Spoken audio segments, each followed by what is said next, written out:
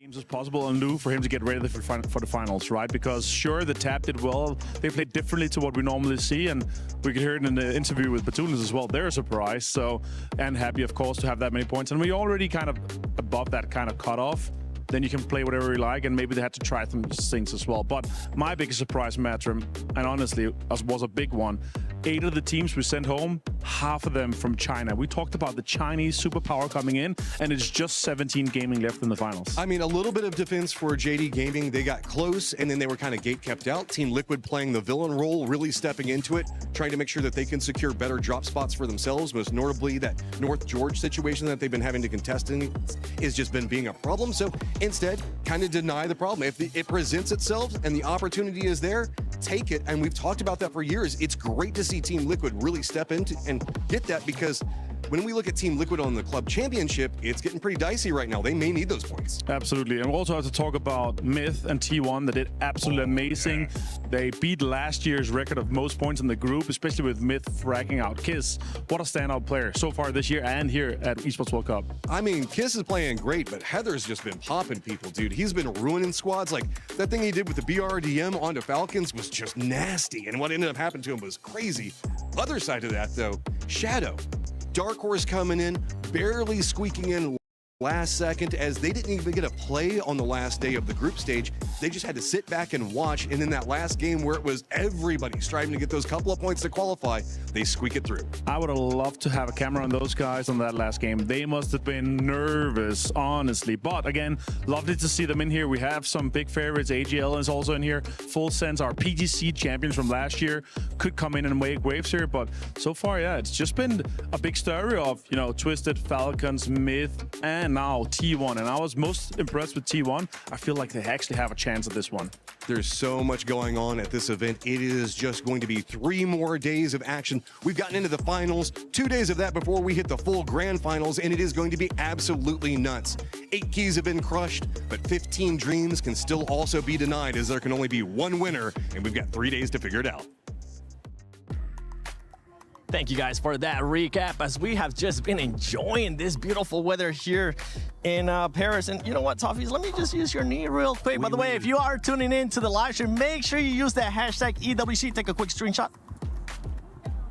Thank you. Now use that hashtag EWC, hashtag EWC26.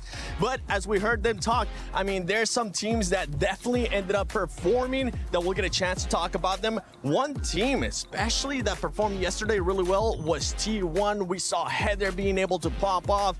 And then on the flip side, we saw Twisted Minds slow down in a big way, even though their player finally arrived, Godspeed. Yeah, I mean, Shrimsy said it himself. He said maybe you guys should just kind of put the tap back in, because Lou didn't really get to do much. In fact, he just swam basically all day. So I think, again, coming into the finals, I think it's great that Lou was actually able to be here. It sucks when you're not able to play with your full roster. So I expect, you know, we did talk about it, Steve, they probably start slow. They didn't start too slow in groups. We'll see if they start slow in the finals. And as we see them right now in 4th place on the overalls, they ended up with a solid 92 points. Navi, though, Navi was pretty consistent on both days. Yeah, I mean, it's one of those things, like, I thought this year was going to be kind of Navi slowly taking the torch from Twisted Minds. Potentially that sort of 93, 92 maybe implies that Navi's stepping up. But again, Lou showed up late. I expect him to be back up and running probably by today, if not by tomorrow. They look good. I also loved the fact that, like, T1 was doing so well, like you said, up there in 2nd. Yeah, that squad, Heather, and then after that, it was other players also being able to step it out. We'll get a chance to talk about players, because definitely we have to highlight some outstanding plays. But from all those squads too, we got to talk about Falcons, because Falcons, remember, they started off slow. Then on the final match that they had of the 2nd day, they were able to kind of just relieve some pressure off their shoulders. I mean, how long have we watched the Falcons? This is kind of what happens. They either have a stellar start, or they kind of struggle a little bit, and then they eventually get their footing, though. That's the thing about the Falcons. They'll always get their footing, and this time it was just at the right time where they can skyrocket their points. A Falcon's a big bird. It takes time to gather momentum. You also heard that interview before the show started, Shrimsy saying they're struggling with kind of the chaos of PUBG right now. And I do think that means that sometimes it takes them a day or two to get their head in the right space for this level of competition. So I expect them to maybe start slow on game 1 or 2, but get rolling pretty quickly. for that squad. I'm going to be looking forward to Tig just performing. And I'm not going to be putting Falcons as my predictions. But talking about predictions, I think Kalari's got some predictions. Oh yeah, we do. We've got loads for the EWC Play app as well. You can go over there and fill in who you think is going to be top 5 for every single game, and that will contribute towards your points to get yourself some good prizes. There's $300,000 on the line, so you've got an opportunity at some of that as well. Talking to you, Paper Thin, about this, who are your predictions here? For the 3 days, who do you think is going to do it? Who's going to take it all? Where are you at? Yeah, I mean, I think it's obvious that Myth looks like the best team in the world right now. They've got multiple PGS wins this year. The way they're playing, there seems to be very little flaw in their game. So I think that's an easy pick, right? Yeah, I think so. I think so. For me, for my money, looking at second place, T1, it's an interesting notion that we see here, and I would absolutely put them on some of my predictions because they're in a situation where I think if they'd have peaked and had all of these second places at any other time when Myth hadn't looked as insane as they do right now, T1 could have probably won 2 or 3 championships here or there. But unfortunately, it's not quite gone their way. Second place again in groups 2, Myth. You've got to get this monkey off your back somehow. Yeah, and Heather needs to keep playing the way he's been playing. Like, he has been such an instrumental part of that. The other teams I want to look at are probably like 3 of the big EMEA powerhouse teams, Twisted Minds, Na'Vi, Virtus Pro, all very capable. I know it pains me to say it, but all very capable of winning a tournament. So I think if you've got those 3, any of those 3 in there, you're doing just fine. No Falcons? Okay, well, you know, everybody's going to go for Falcons. I want to go a little bit off script. We know the Falcons are good. It's fine. All right, well, we're done here. It's time to get everything rolling here as we move on here for more EWC. Thank you so much, Kalaris and Paper Thing, as we're still out here. And now we got somebody new with us, none other than Lace. Thanks, Lace, for joining us. We've been talking about the Sony stories of the day, and I feel like coming into this first day of the finals, the Sony story of the day has to be Myth, that was able to perform so great on their first day, and also T1, because T1 showed up big time yesterday. Yeah, I mean, you know, Myth's just come out of winning the PGS Circuit 2.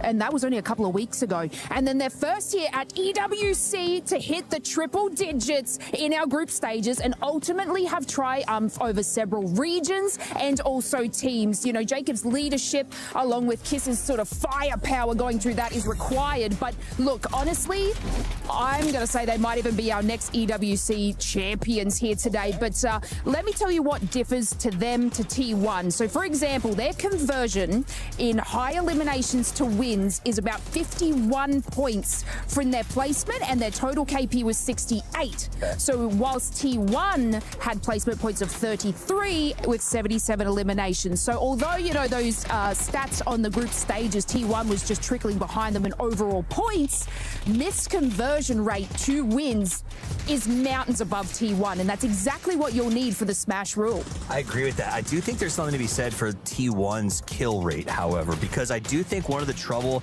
or the challenges our players are facing in the current meta is how fast it shifts and changes. And you can't always guarantee that placement equals perfection, right? 17, who starts middle all the time, really struggled to find those points the last 2 days. So I do think there's something to be said for T1's ability to find frags when there's nothing else to be found. Maybe they're one counter to Myth's ability to sort of convert placement into wins. And I know when the guys were talking about this Smash rule and how everything was working out, they don't seem too worried that teams might end up changing. But to be completely honest, sometimes when those teams do end up hitting that Smash rule, all they have to do is just win. They have to switch their focus from being aggressive and just win. But it's easy. It's easier said than done, to be completely honest. But the reason why I'm bringing that up is because sometimes teams change their strategies a little bit too much when they do hit that mark. Yeah, I mean, this is kind of one of the first times we're really seeing this go into play in terms of how are these last games on the final day, because that's the way it's going to work, right? We had 10 to the winning to the team in the front. At the end of day 2, you have 6 games to try to make that move and get the win, or we end at that extra 6. That means these teams are kind of inexperienced in how do we stop a smash, how do we make a smash work, and so I am interested to see the evolution of the teams adjusting to this new sort of style of play that day 3 is going to bring. And I also think it means you have to start strong on day 1. You can't be trailing, because if a team hits that smash cutoff and they're 30 or 40 points ahead going into day 3, I don't know that you can catch them.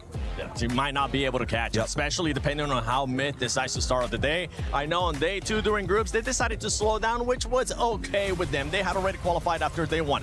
One thing that we also need to keep an eye on is just those superstars finally showing up. We saw it happen with Tick for Falcons, especially on that last match of day one of their groups. And we also saw it happen with T1 Heather. Yeah, we sure did. Honestly, T1 Heather and also Kiss from Myth have basically been overtaking each other in kills, eliminations for just their solo placement. So these two like firepower players for their squads are really showcasing what they can do. Obviously, you know, with the rest of the team here. But yeah, we need to watch Heather again going into these sort of this final stage, because like you were sort of touching on, it is kind of a race to get the most amount of eliminations. But that was my worry, is Heather and T1 converting that into the win as of Myth. So Myth is Kiss, who was I think about 24 eliminations of the group stages. Yep, that's and right. that is like obviously then better converted for their win rate as well. So it's going to be amazing watching these two players. I would just leave you with this small thought. Beware of 3 and 4. Tig and Tonvu both have world championships under their belt.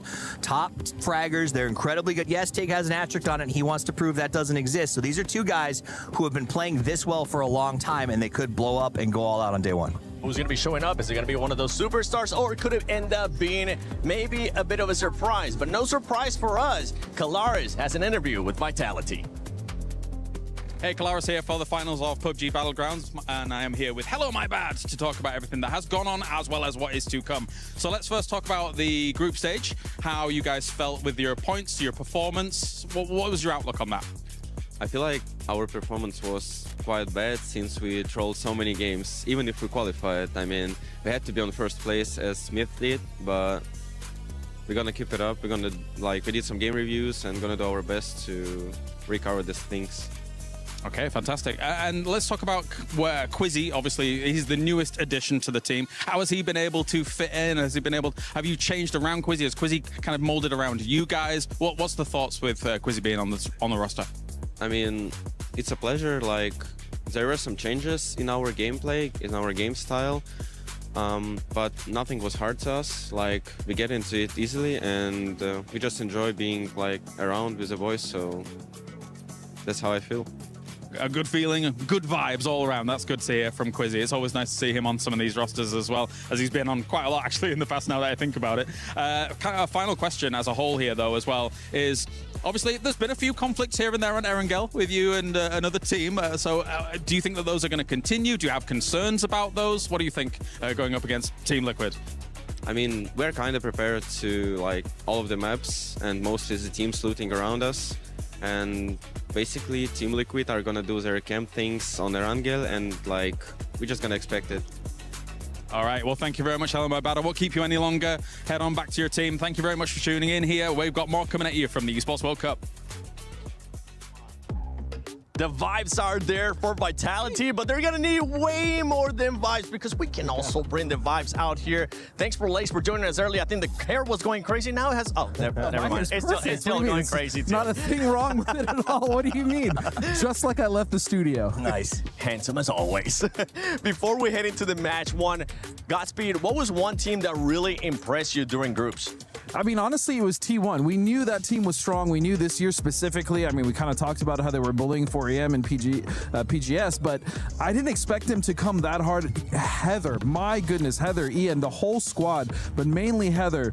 What a fragger, what a player. And the fact that he's been able to play for so long, and they're at EWC, again, the swap to TPP still just as dominant. I think T1 might actually win this thing. Yeah, it was raining points for those guys. But I got to pivot. I love T1, but I also love what I saw out of Na'Vi going through the week.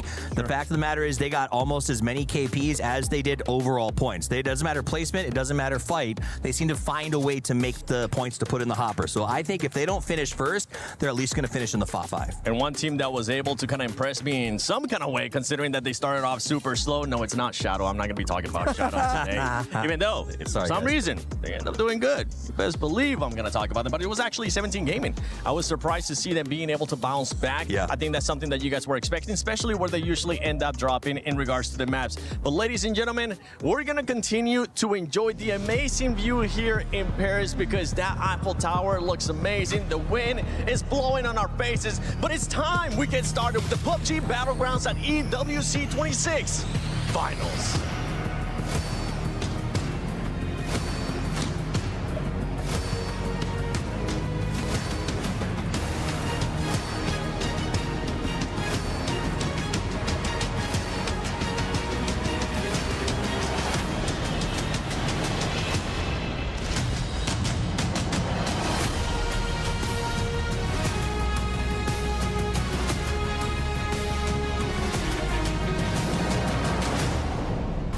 days of teams establishing dominance on the main stage has now led to this. No more warm-ups, no more second chances. Today, we reset and begin our finals run. Yesterday, Mist crushed the hopes of 8 teams by destroying their key. And today, all eyes are on them. But can they do the same performance in the finals? We have 16 of the best teams in the world ready to come out swinging. And the next 3 days will be a true test of their composure, their confidence, and their consistency. And the only thing standing in their way, I mean, just the 15 best teams in the world. Bunny, we need our player on stage, so it is time to introduce your finalists, starting with Shadow Esports!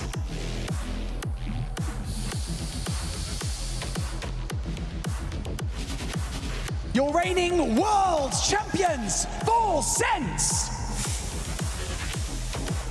Genji Esports!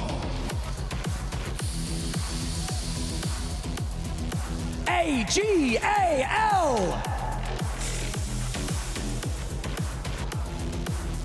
Geek Esports!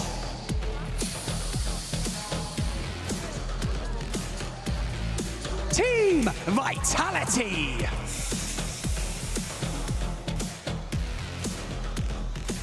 The Vicious Esports!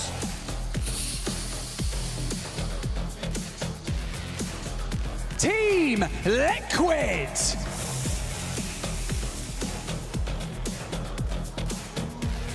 Gam Esports!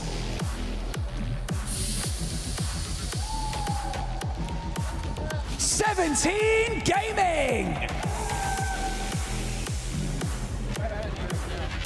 Your reigning club champions, Team Falcons!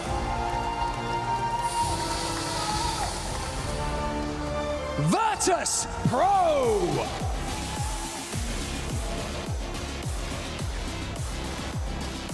Navy!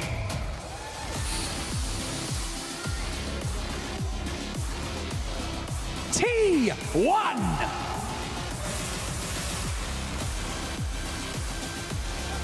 Myth!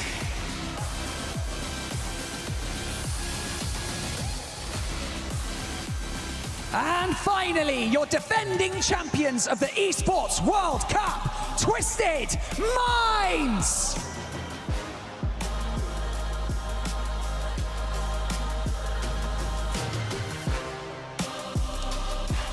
We've got $2 million on the line, a legacy to create, and a trophy to lift, and just 3 days to get there. Will the group stage ranking hold up, or will the finals rewrite the script? It is time for day 1 of PUBG Battlegrounds finals here in Paris at the Esports World Cup.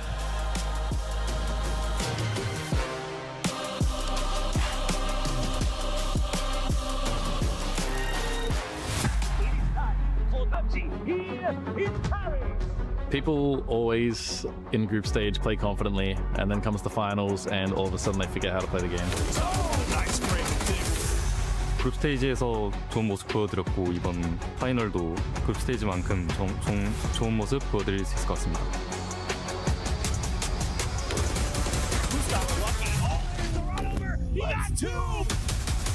If we can play good and be satisfied with our performance, I think no one is going to beat us, and I think we don't have any rivals. ก็อยากให้ทุกคนในทีมเข้าใจกันมากขึ้นครับแล้วก็สนุกสนานเฮฮากันอยู่ตลอด 我觉得我们队伍如果能把状态调整好的话，决赛我们也是有争冠希望的。 I believe in all my teammates, and we have a lot of experience. And there's also a Cowboy who got added this year, and we're pretty happy with the team and the work we put in. So I think we're feeling pretty confident. We are confident about final. We will beat every team. Yeah, looking for that final ball. Let's go Vitality. We are going to win EWC. We've won before, and I think we absolutely have what it takes to lift it again. Falcons are here. We're here to show that we are the best TTP team, so we're ready to win. Hey everybody, it is Quaker and Darth taking you through the first 3 games of the day, as it is going to be I guess a setup for everything, right, is really the way to look at it. You and Claris did a great job on breaking down everything and how we're going to be looking at the games going into everything, how the Smash rules work. The desk have been talking about teams and their performances. But really, I mean, what are we looking at? Are we looking at teams trying to focus up on trying to, like, build into getting victories and getting the chicken dinner each round, or just aiming for points out of everything off the go? Yeah, I mean, for sure, it's a little of both. But, you know, I think points are going to be kind of the name of the game. That's what we saw with, you know, some of the teams that are going to be up at the top of the group stage, where it was come out, get some kills. You know, if the wins happen, great. If not, then whatever. Especially in this lobby where there's so many good teams. It's crazy stacked as usual in a finals lobby for PUBG Battlegrounds. And you just got to go out there and have that same level of confidence. So I'm looking at Myth, T1 to keep replicating that good team fighting tactic strategy that they brought to the table. I mean, VP has got a statement in and of themselves, as on day 2, they actually generated the most points out of anybody else inside the lobby, but it just wasn't as explosive as whenever we look at squads like Myth and T1, right? T1 was just fragging out, but Myth coming in after getting so many victories, getting the chicken dinner over and over again, you have to feel like there's some level of advantage for them going into a Smash system, right?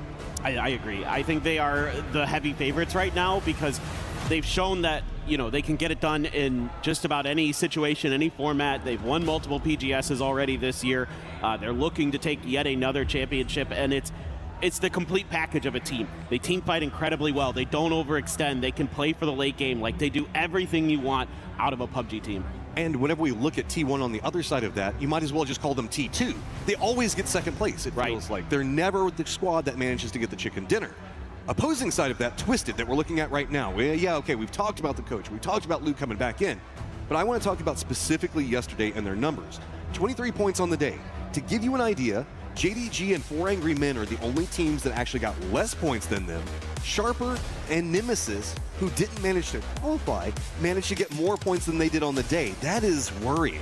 Yeah, how much of that is down to just Twisted kind of like, you know, having to reintegrate, lose maybe a little tired from the travel. Yeah, exactly, doing a little bit of swimming. So I think they'll be okay. I mean, Twisted is generally a team that you can't keep down for long. Like, they're going to, even if they have a slow start, they're going to come in and do well. Okay, enough of the questions. Who could, what could, all this other stuff. It is time to get into game number 1. Plane is up and in the air, and it all comes down to a very western lay on this plane path. Coming over military to start off and ending in Zarki. Yeah, so starting on Erangel, as we have been throughout all of EWC 26, and all of our players in the plane ready to go. So just kind of going to see how this first game shakes out. The other thing I want to talk about a little bit here, Matt, is some of the teams that were down towards the bottom that just kind of barely qualified that I think are going to be dark horses for this, like AGAL, a team that we know is explosive and has that capability to pop off. I think GAM could surprise here. They've been really good. Tanvuk continues to be an absolute menace. There's Vitality, who knows? Like, there's a bunch of teams that are you're looking at this as like, oh, they didn't play well. Full sense, you're defending VGC champions. Like, I'll be honest, whenever we look at the bottom of the leaderboard, okay, Shadow down there, there is the potential of just finding something, but it's going to be a lot harder. Other side of that, Jinji, bro. I'll be honest, I almost forgot that Jinji qualified. they got a little lucky. The last game helped them with some of those hard circle shifts over on the military island. I mean, it still is disappointing for what this team is, who's on this team for Gen G. Oh. You would expect it to be better, and look at this. We're going down to the military island once again. Seems familiar from yesterday. A little Shades bit. of a couple of things that might play out pretty similar. We did see a much more western lay as the circles kind of popped back to back, and that was for the survival of everybody in the squads. But Team Liquid looks like they're going to just be bullying AGAL out of position a little bit more. Gen G is going to go ahead and get themselves that car, as this is a lot on Gen G's shoulders. As a squad that I have so much hopes for. With D coming into it, I mean, you got to love the fact that an American player coming in. What's going on in the squad? Let's listen in. 제가 제일 좋아하는 차량은 쿠페라고 2인용 차량인데 제가 느끼기엔 가장 빠르고 뭔가 스탑 앤 고가 되게 딜레이가 없다고 생각을 해서 쿠페를 가장 좋아하는 것 같습니다. Not the BRDM? Speed kills, right? I get the idea there. I like the Pony a lot for similar reasons. Pretty good car. But yeah, it makes sense. I mean, if you just want to go fast, bro. Am I allowed to say motorcycle? I love the motorcycle. Well, I mean, it's fun. Yeah, but I mean, it's not technically a car. But No. whatever. Like, that's every Hey. single time, if I have an option, that's the vehicle I'm going to take. Well, Kick is a believer too, apparently. I live or die by my driving ability, okay? Yeah. Nobody gets to shoot me out. I will just mess up and jump myself. You're the wheelman for your squad, is what you're saying. Sometimes. But more often than not, that's like whenever we clown car in the U.S. Oh, yeah, sure, of course. Yeah. I mean, I think it's a skill that is, so often kind of neglected. That's so important in this game, is being good at driving, especially on maps like Miramar where the terrain is really rough. And Delwyn is going to get identified and tagged up just a bit by Kickstart. Now he's going to turn his attention to a tire and will pop the tire on that coupe that's out at the building across the way. Oh my God, Falcons. I like this. Big aggression coming out early. Delwyn still continuing to be trapped. The other players for AGAL, they're in vehicles. They're on the rotate. So if this takes too long, Falcons could find themselves outnumbered. Delwyn playing it patient. Here's the footsteps. Waiting. If he can get a knock, he might be able to turn this back into a 1v1. He's played this out slow enough. Falcons playing the outside angles. You can see off in the distance the car is coming in. Falcons now going to be playing the northern section of it. They better be careful. That car could roll right up on top of them. Kickstart's trying to get in position fast enough. They just can't seem to find the player. The solos managed to survive for long enough. This is getting dicey for the Falcons. Shots now coming out. Delwyn surviving still. Does manage to get a knock on the tank. Runs back out. He goes down. But the support is now here. Has he done the work? Okay, let's see if they can hold the line. They didn't quite identify which building Delwyn had snuck into. They guessed a little bit incorrectly, so Destroy and Himas have shown up to the scene. And Himas lets loose with a grenade, but it bounces off the roof. Isn't going to find much. Gustav finds Salalzi there off screen. So here, Falcons continuing to have some success in the early parts of the game. We saw this yesterday. Set up a trap. They were able to get some big kills, and they're getting big points. This is just a symptom of the playing path. Everybody playing that more western position. It means that AGL had to play this. They were kind of surrounded, trapped on point. But we do know that Himas is a killer, man. Him just holding this long enough, if he can find something. But I don't know what the loot situation's like. He's got himself an Uzi. Multiple players for the Falcons now starting to come in. They know exactly where he's at. The shield, not going to be enough. Kickstart's going to find him. And it's just starting to stack more and more problems for anyone's legend. Yeah, great anticipation there that there was going to be a repeat. It was just a hold of the trigger for Kick. He was ready for it and gets the instant headshot. Himas in a weird situation where he had to swap guns because he didn't have a good close-up gun, had a bolt and a micro Uzi there. So he was in a really uncomfortable position, had to put up the folding shield to try to give himself some kind of protection, and Destroy has realized that this is no longer a viable hold. Not going to be knocked on the way out, it looks like, though. Okay, I'll just say it. Falcons, Gustav, if this is the level of shot calling you're going to go for, these early game pushes, stuff like that, try to find more points, I'm about it, man. This is exactly what you need. It's also a momentum builder for your squad, right? Coming in, getting these 3 kills off the start in Circle 1 makes you feel like you can do anything. I agree. I mean, I think it's really important to get off on the right foot. You want to have that strong start. You want to feel like, you're accumulating those points game over game, making sure you're putting yourself in that top tier situation where you're getting 10, 11 points on average per game. And that's a really nice start for the Falcons, who will be coming in late to the circle. And I can even see Team Liquid maybe thinking about trying to mess with the Falcons a little bit here. They're roaming over there. The circle, of course, leaning military base right now. Most of our squads already going for position. You can see Genji going for some airborne drop off into this, but this is what we had our eyes on. Team Liquid. This is another squad from the Americas that's showing a lot more initiative in the early sections, in Circle 1 specifically, and I've been loving it. Yeah, me too. A couple teams, of course, going to be taking those emergency pickups, as you would expect with the military circle. A lot of teams are going to have to find alternate routes through. You never know when those bridges might be camped, and it's going to be Shadow just dropping in on top of the mountain. That's a nice find for them, honestly. That's a pretty good spot. I do want to call that Falcons does have a path out down to the south. So Team Liquid is containing over into the east and to the north.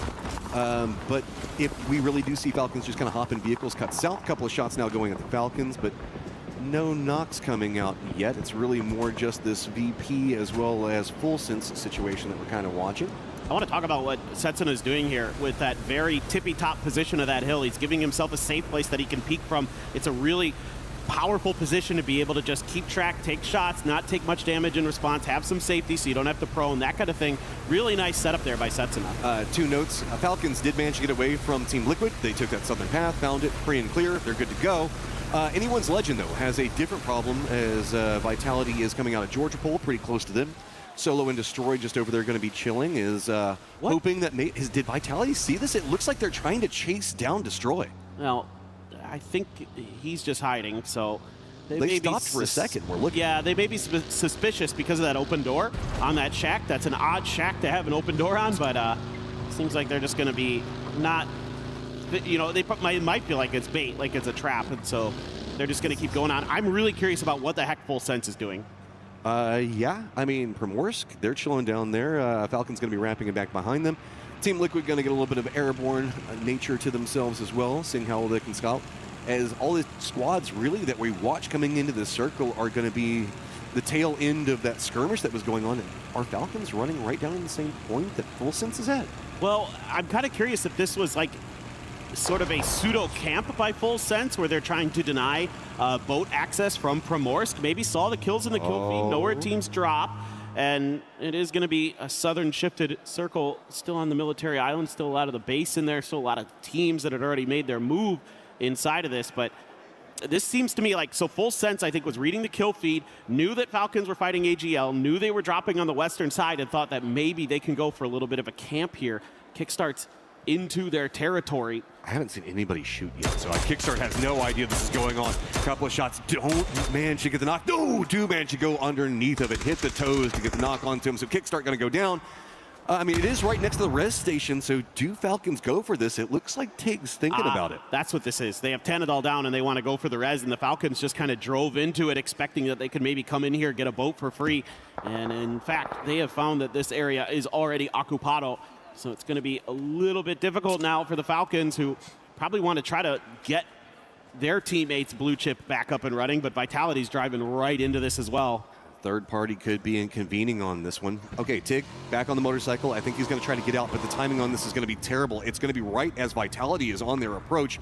On Military Base Island itself, you can see that Gam's using the BRDM to kind of bully against the other BRDM. Tig does get spotted by Vitality. Gedrox is going to get the knock and the flush, and that was a great start for Falcons, but 2 down early is going to make it a lot more complicated and not even really resable. Remember that we still have Gustav and Trimsy that have to cross the bridge just to get back over onto Military Base Island. I guess they could take like, I don't know. There's a couple of ways they could do this, but I think that most of the boats have been already taken.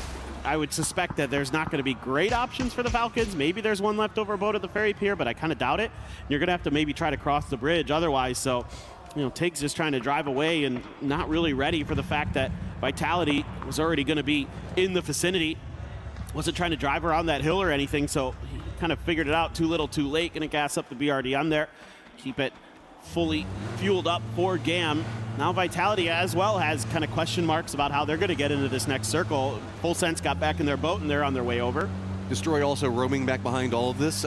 17 did pull an emergency pickup, opted to go away from it instead. Hopped back in their vehicles. They're going to the eastern bridge, I assume because they wanted to hold onto their vehicles for longer, given the way that this circle's got a lot of open area.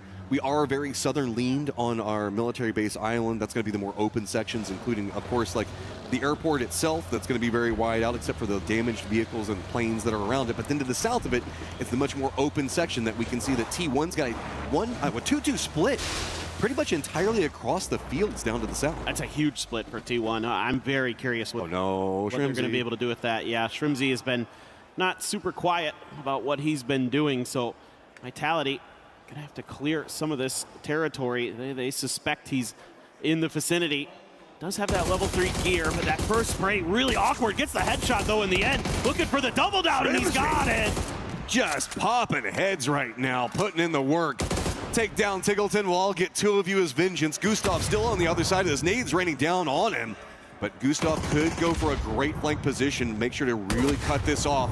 Shrimsy wants to make sure that he secures out the kills, gets those points, now sitting at 5. Even if we do see Shrimsy and Gustav go down, that's a decent start on the day, even if they do go down early.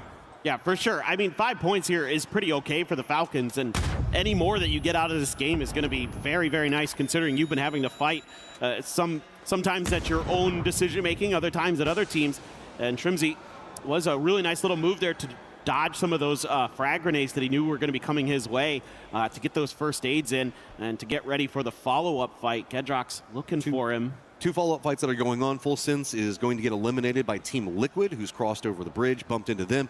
Big firefight to remove them from position. So Team Liquid also finding a lot of points as America trying to frag out early in a very desperate circle. Is in a weird turn of fate, Destroy is now back over next to the Falcons. It's just taken them so long to get away. Destroy, who's just trying to solo survive out in all of this, has realized maybe I could get some shots into it. And yeah, Destroy gets the knock on to Hello My Bad. And inadvertently, anyone's legend is going to come up and rescue Falcons. Key point here, AGAL did get their revives as well. I can see their players on the very southern coast of the military base. So Destroy able to do a lot of big things for AGAL and keep them alive in this. There goes Gedrox, and Vitality is down. Great work here from Shrimzy. 4 kills in this game, 3 on the Vitality. Let's see why there's a little bit of a conversation from the other players about might be the GOAT. He took a bad situation, turned it into a great situation. Na'Vi still dealing with GAM, and the BRDM battle, where they're just kind of bouncing off of each other, is going to continue as this is the center of the circle of the south, and this is going to be VP. Quick update on all the other positionings. T1's managed to regroup over into the east of this. GK is going to be to the west of it. Gen G much further over to the north, but Myth is trying to hold out VC as Vicious is kind of roaming around every single angle around Myth right now. Yeah, Vicious is just trying to find something kind of safe-ish in this circle, and it's, as you mentioned earlier, Matt, it's difficult in this part of the map, and they're already losing players. Simon T's gone. I mean, I have no idea. Into Narnia. There's AGAL swimming out there. That's oh, maybe they're trying to hit the players in the water. No. Oh, a good one, though. That one finds the mark right on top of Na'Vi. The follow-up is going to claim Boostic's life, trying to get that BRDM to a bit of a safer spot, but Na'Vi, I was going to mention how nice it is to have a BRDM in a circle like this, but mortars are a decent little counter. I mean, you just got to be digging in this circle. It is just bad. I mean, full rock and stone moment's going to have to stack up. Team Liquid's going to be wrapping on a Gen G on the other side of what's going to be going on with this. VC still roaming out in the fields, not feeling too good. Myth taking the shots at him, but that's allowed GAM more maneuverability in this point where they could be a bit more pressured. Circle continues to go down to the south, and Twisted Mind's going to be feeling really good about that. Yeah, for sure. I mean, it's Twisted now. It's just an important job of keeping that eastern edge of the mini pier clear. Spyro will be taken down by a grenade from Corexy, so Na'Vi continues to get picked apart piece by piece. I think they're just going to have to rely on the safety of that BRDM. It was good grenades from Clories, and then the follow-up from Virtus Pro to put them in a really awful position where they've only got 2 alive. But yes, they still have that BRDM. 17.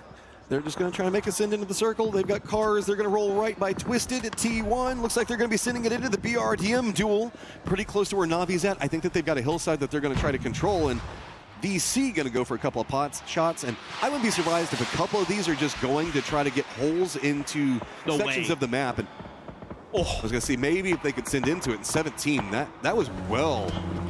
I mean, you got to give it to Vicious. They almost got that on a roaming 17. That's understanding the map. That's knowing where 17's like kind of safe-ish spot that they could stop was.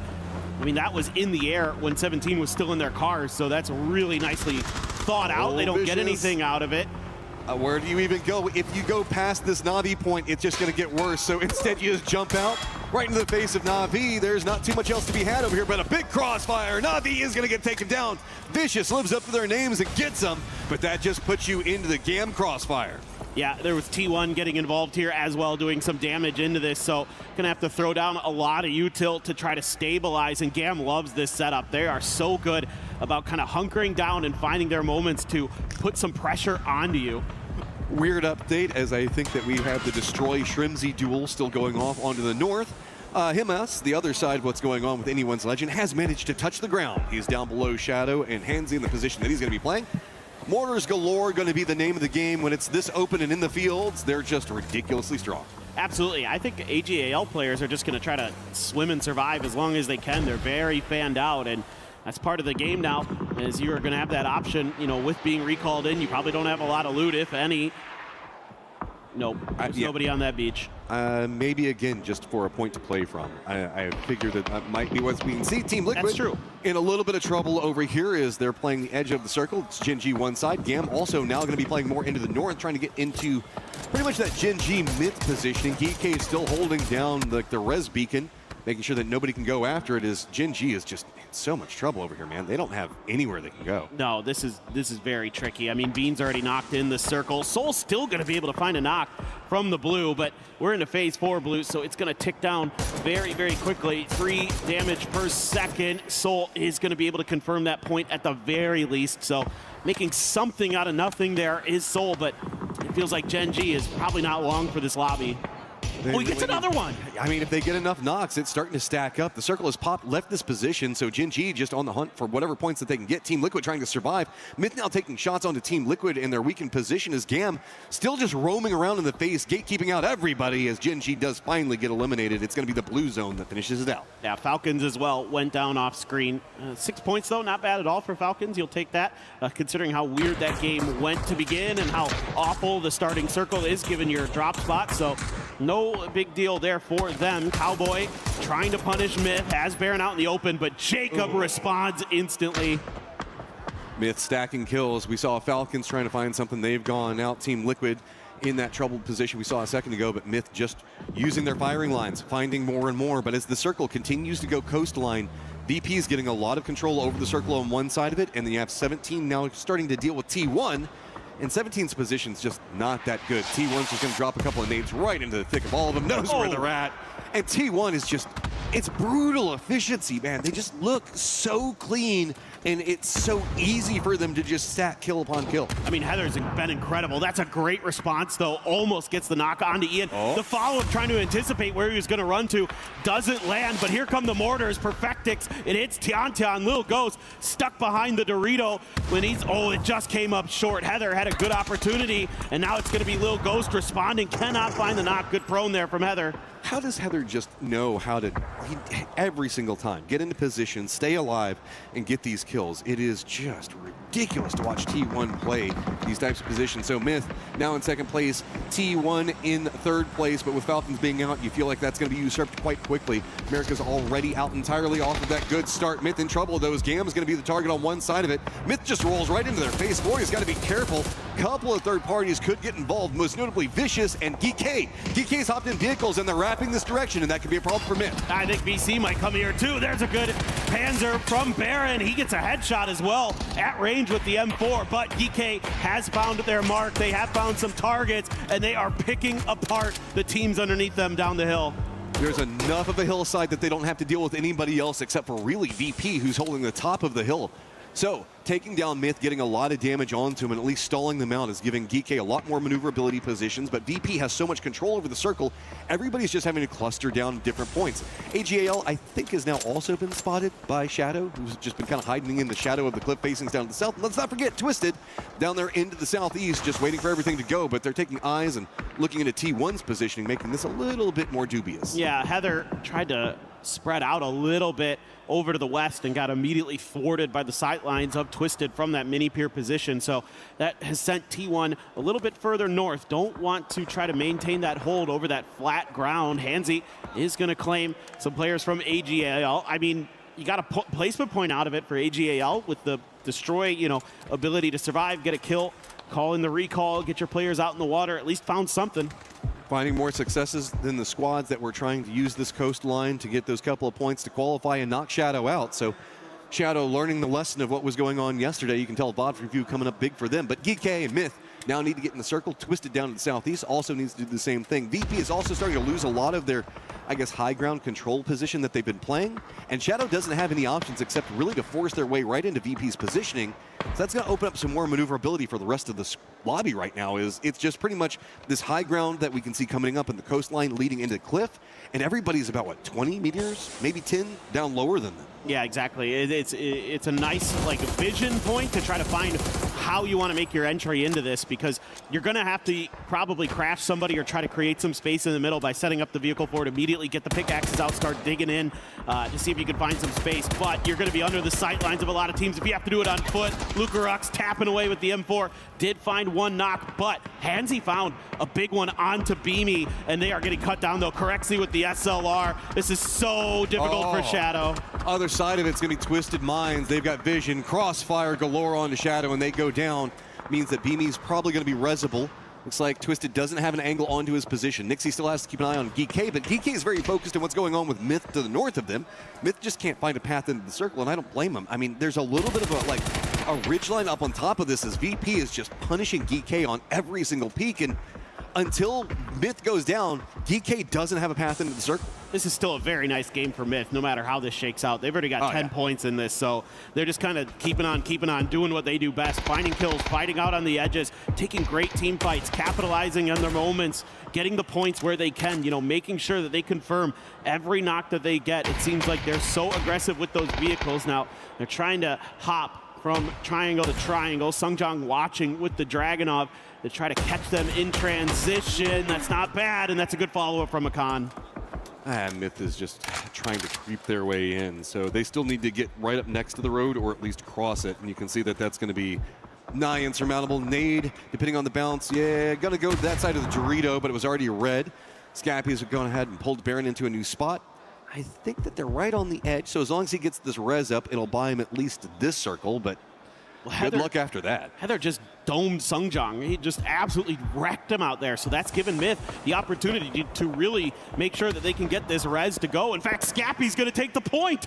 Okay, so look at the lay of the land with the circle. T1's got control over the east. VP is trying to hold on to their high ground for as much as they can, but Twisted's trying to sneak in right underneath of them. DK right on the edge of the zone, not too much further they can go.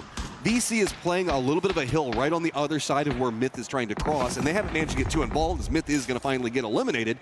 DK, where do you go? You're going to have to deal with VP close range, or you just run down into VC, but neither one of those fights feels good, and it feels like VP is just taking more territory control and making this brutal by the second. Yeah, Geeke's in a very awkward position. It should be mentioned today that Geeke kind of made a power move when it came to the drop spots today. They were threatening to challenge AGAL all across the maps, and that might have been part of the reason that AGAL was in a weird position early where they started to get picked apart. And also you notice the Geeke's loot is very sparse compared to what they would like. You see some MP5s in there, you see an SKS in there, maybe not exactly the guns that they would normally want to be bringing to these fights. I saw, you know, an M16. Granted, they're a team that can thrive with weaker weapons, so to speak, but they're kind of trying to find a way around VC. This is great from Twisted Minds. They're playing the coastline, moving in. You can see that they're just trying to corral VP further up the hillside, so that way they have a little bit more maneuverability over here because it's pretty hazardous. VP is trying to deny it on that side, though. They're trying to get into a point where they can keep an eye on the coastline approach. Twisted going to see if they can be enough to kind of bully their way in, but they are getting some assistance, Twisted is, by T1 on the other side of this. T1's realized that Geeke is right on top of VC, so their focus is turning a bit more down into VP's positioning, and they don't like how that strong position that VP's playing is kind of giving them as much control as they've got. So it looks like EN might be moving their way down as BB does spot out Lou.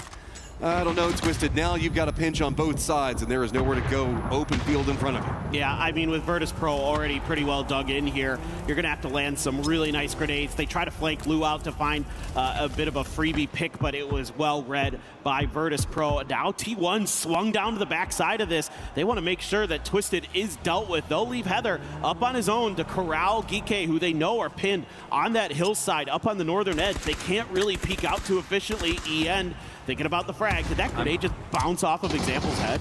T1's never found a fight that they don't want to be a part of. Perfectic's going to go down. Type's going to go ahead and find Example. So that's going to be Twisted Minds down out in that position. So 5th place. We've got our top 4 now. T1's going to go ahead and regroup. Heather made a contain play, holding back Geeke as well as Vicious. So VP still holding their point. So it's a 2-2 split at this stage as the circle pops, and really VC the only one in it. Yeah, seeing a little bit of frustration there from Batu. You know, again, this team will bounce back. I think a 7-point game, not definitely how you wanted it to roll, but with Twisted, they're always want to just keep popping off eventually. Twisted is so smart, and they're trying to do like these damage control maneuvers on these really brutal shifted circles that we're seeing. You know, whenever you're smart and you've got the gameplay coming in, you're trying to figure out a strategy to deal with coastline military base to the south on Circle 4. It's so hard, and but that's what you get at this stage, man. 7's good, yeah, exactly, man. This is not an easy circle to be in. Park Pro going to be watching the back tree there of a couple players of T1. Can't get that 3x spray to really connect initially. Able to follow up with some damage, but takes about an equal amount. And that's going to open the door here for Heather to go for the grenade. Is it going to connect on a Park Pro? No, it bounces a little too far. I mean, Vicious has just been chilling here for so long, not really involved in too many of the firefights. I have no idea what's going on with the squad, what really their economy looks like, how much ammo, meds that they're sitting on, as Geeke is just right on the other side of the hill from them, and it's just defended. You can see that it's going to be nowhere else for GK to go. They've got to push this side of it, and Vicious is just doing a good job on holding it and not allowing GK to go anywhere. GK is going to be so pissed at these guys because they've been right on top of each other for so long. Finally, Tycon takes some damage, but I mean, where does EJ go? He's just trapped here. He's going to go down the blue zone. Park Pro now the only one up, and it's all T1 focused in on him. He's done. They're just going to succumb to the blue. Don't want to give any extra points over if they can help it. I think that's a fine play from GK. And again, a tough situation that they found themselves in. Not easy to be on the outside looking in of this current circle. T1 continues to swing around the side. Raining found a big knock onto Virtus Pro, and they're looking to try to capitalize. Smokes are down. They're going to keep moving forward. Can they get there fast enough? Jumping in the vehicles. They want to get into a great position. Great shots already finding. Tycon's going to go and get the knock on to Nixie, but everybody's getting a piece of what's going on with VP right now. Ian down for T1, but they continue the push around on this angle. VP doing a great job on defense, but it's going to be Lucarux right in the face of VC, and this is exactly what T1 wanted. They wanted these two squads on top of each other so they could dismantle them at their leisure. And to make everything worse, Lucarux just going to try to run him over. He's out of the car, trying to do some damage. Hops into the smoke, is barely alive, trying to go for that first aid. Has a little bit of time. Meanwhile, Type is on the hunt, and he has taken down Virtus Pro members. They only have one standing, and that's Lucarux in that smoke. Make your enemies do the work for you. T1 now at the top of the leaderboard, but Lucarux surviving in a desperate situation, finds more, picks it up in the end. It is going to be T1 feasting on it all. Well, this is exactly what we were looking for from T1. They've been second so many times, and they come out with a big statement chicken dinner to kick off the finals of EWC 26. That's a scary situation to be looking at. 11 kill victory coming up from T1 is going to put them in a great position on the leaderboard to start off everything and really unlock that aggression that T1 loves to bring in the earlier stages. Flip side of that though, VP played that circle so well. This is a squad that we have such high hopes for. They managed to make it later stages. Lucarux with hero plays, surviving, jumping in the car, running right into VC's face, gets a knock off of it, and just jumps out and starts massacring. It's one of those funny moments where you can kind of use your opponent's smokes and vision denial against them a bit, and there were a bunch of stuns that were landing in there. I mean, it's absolute chaos, but he has that AK for this close range fight, which is just a beautiful gun to have in that situation, as T1's just trying to claim as many points in the end as they can. I mean, Lucarux, great play, not denying it, but the puppet strings were coming from T1. The way that they played that circle, they forced that position. They forced him to send into that angle and really deny it out. VC survived for so long off of good positioning and good defense, and kind of screwed over several teams, just not allowing anybody in the north to come into the circle. Exactly. I mean, you got to give a lot of credit to some of those teams that were caught up in that northern fight, like EK, like VC, even GAM a little bit earlier on, I thought played it pretty decently. So, you know, even though they don't get a lot of points out of it, GAM, they were causing a lot of havoc up there, giving themselves some opportunities for points. They just couldn't capitalize. I mean, we had action off the get-go. Plane path was crazy, leading us all the way down to Millie. Let's go ahead and get everything set for game number 2.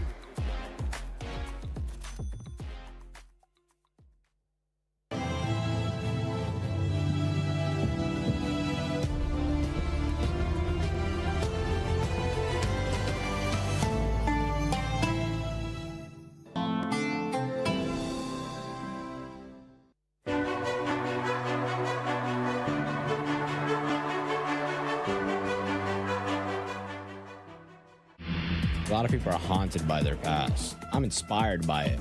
They're not just playing for themselves, they're really playing for their entire family. They have defeated their demons!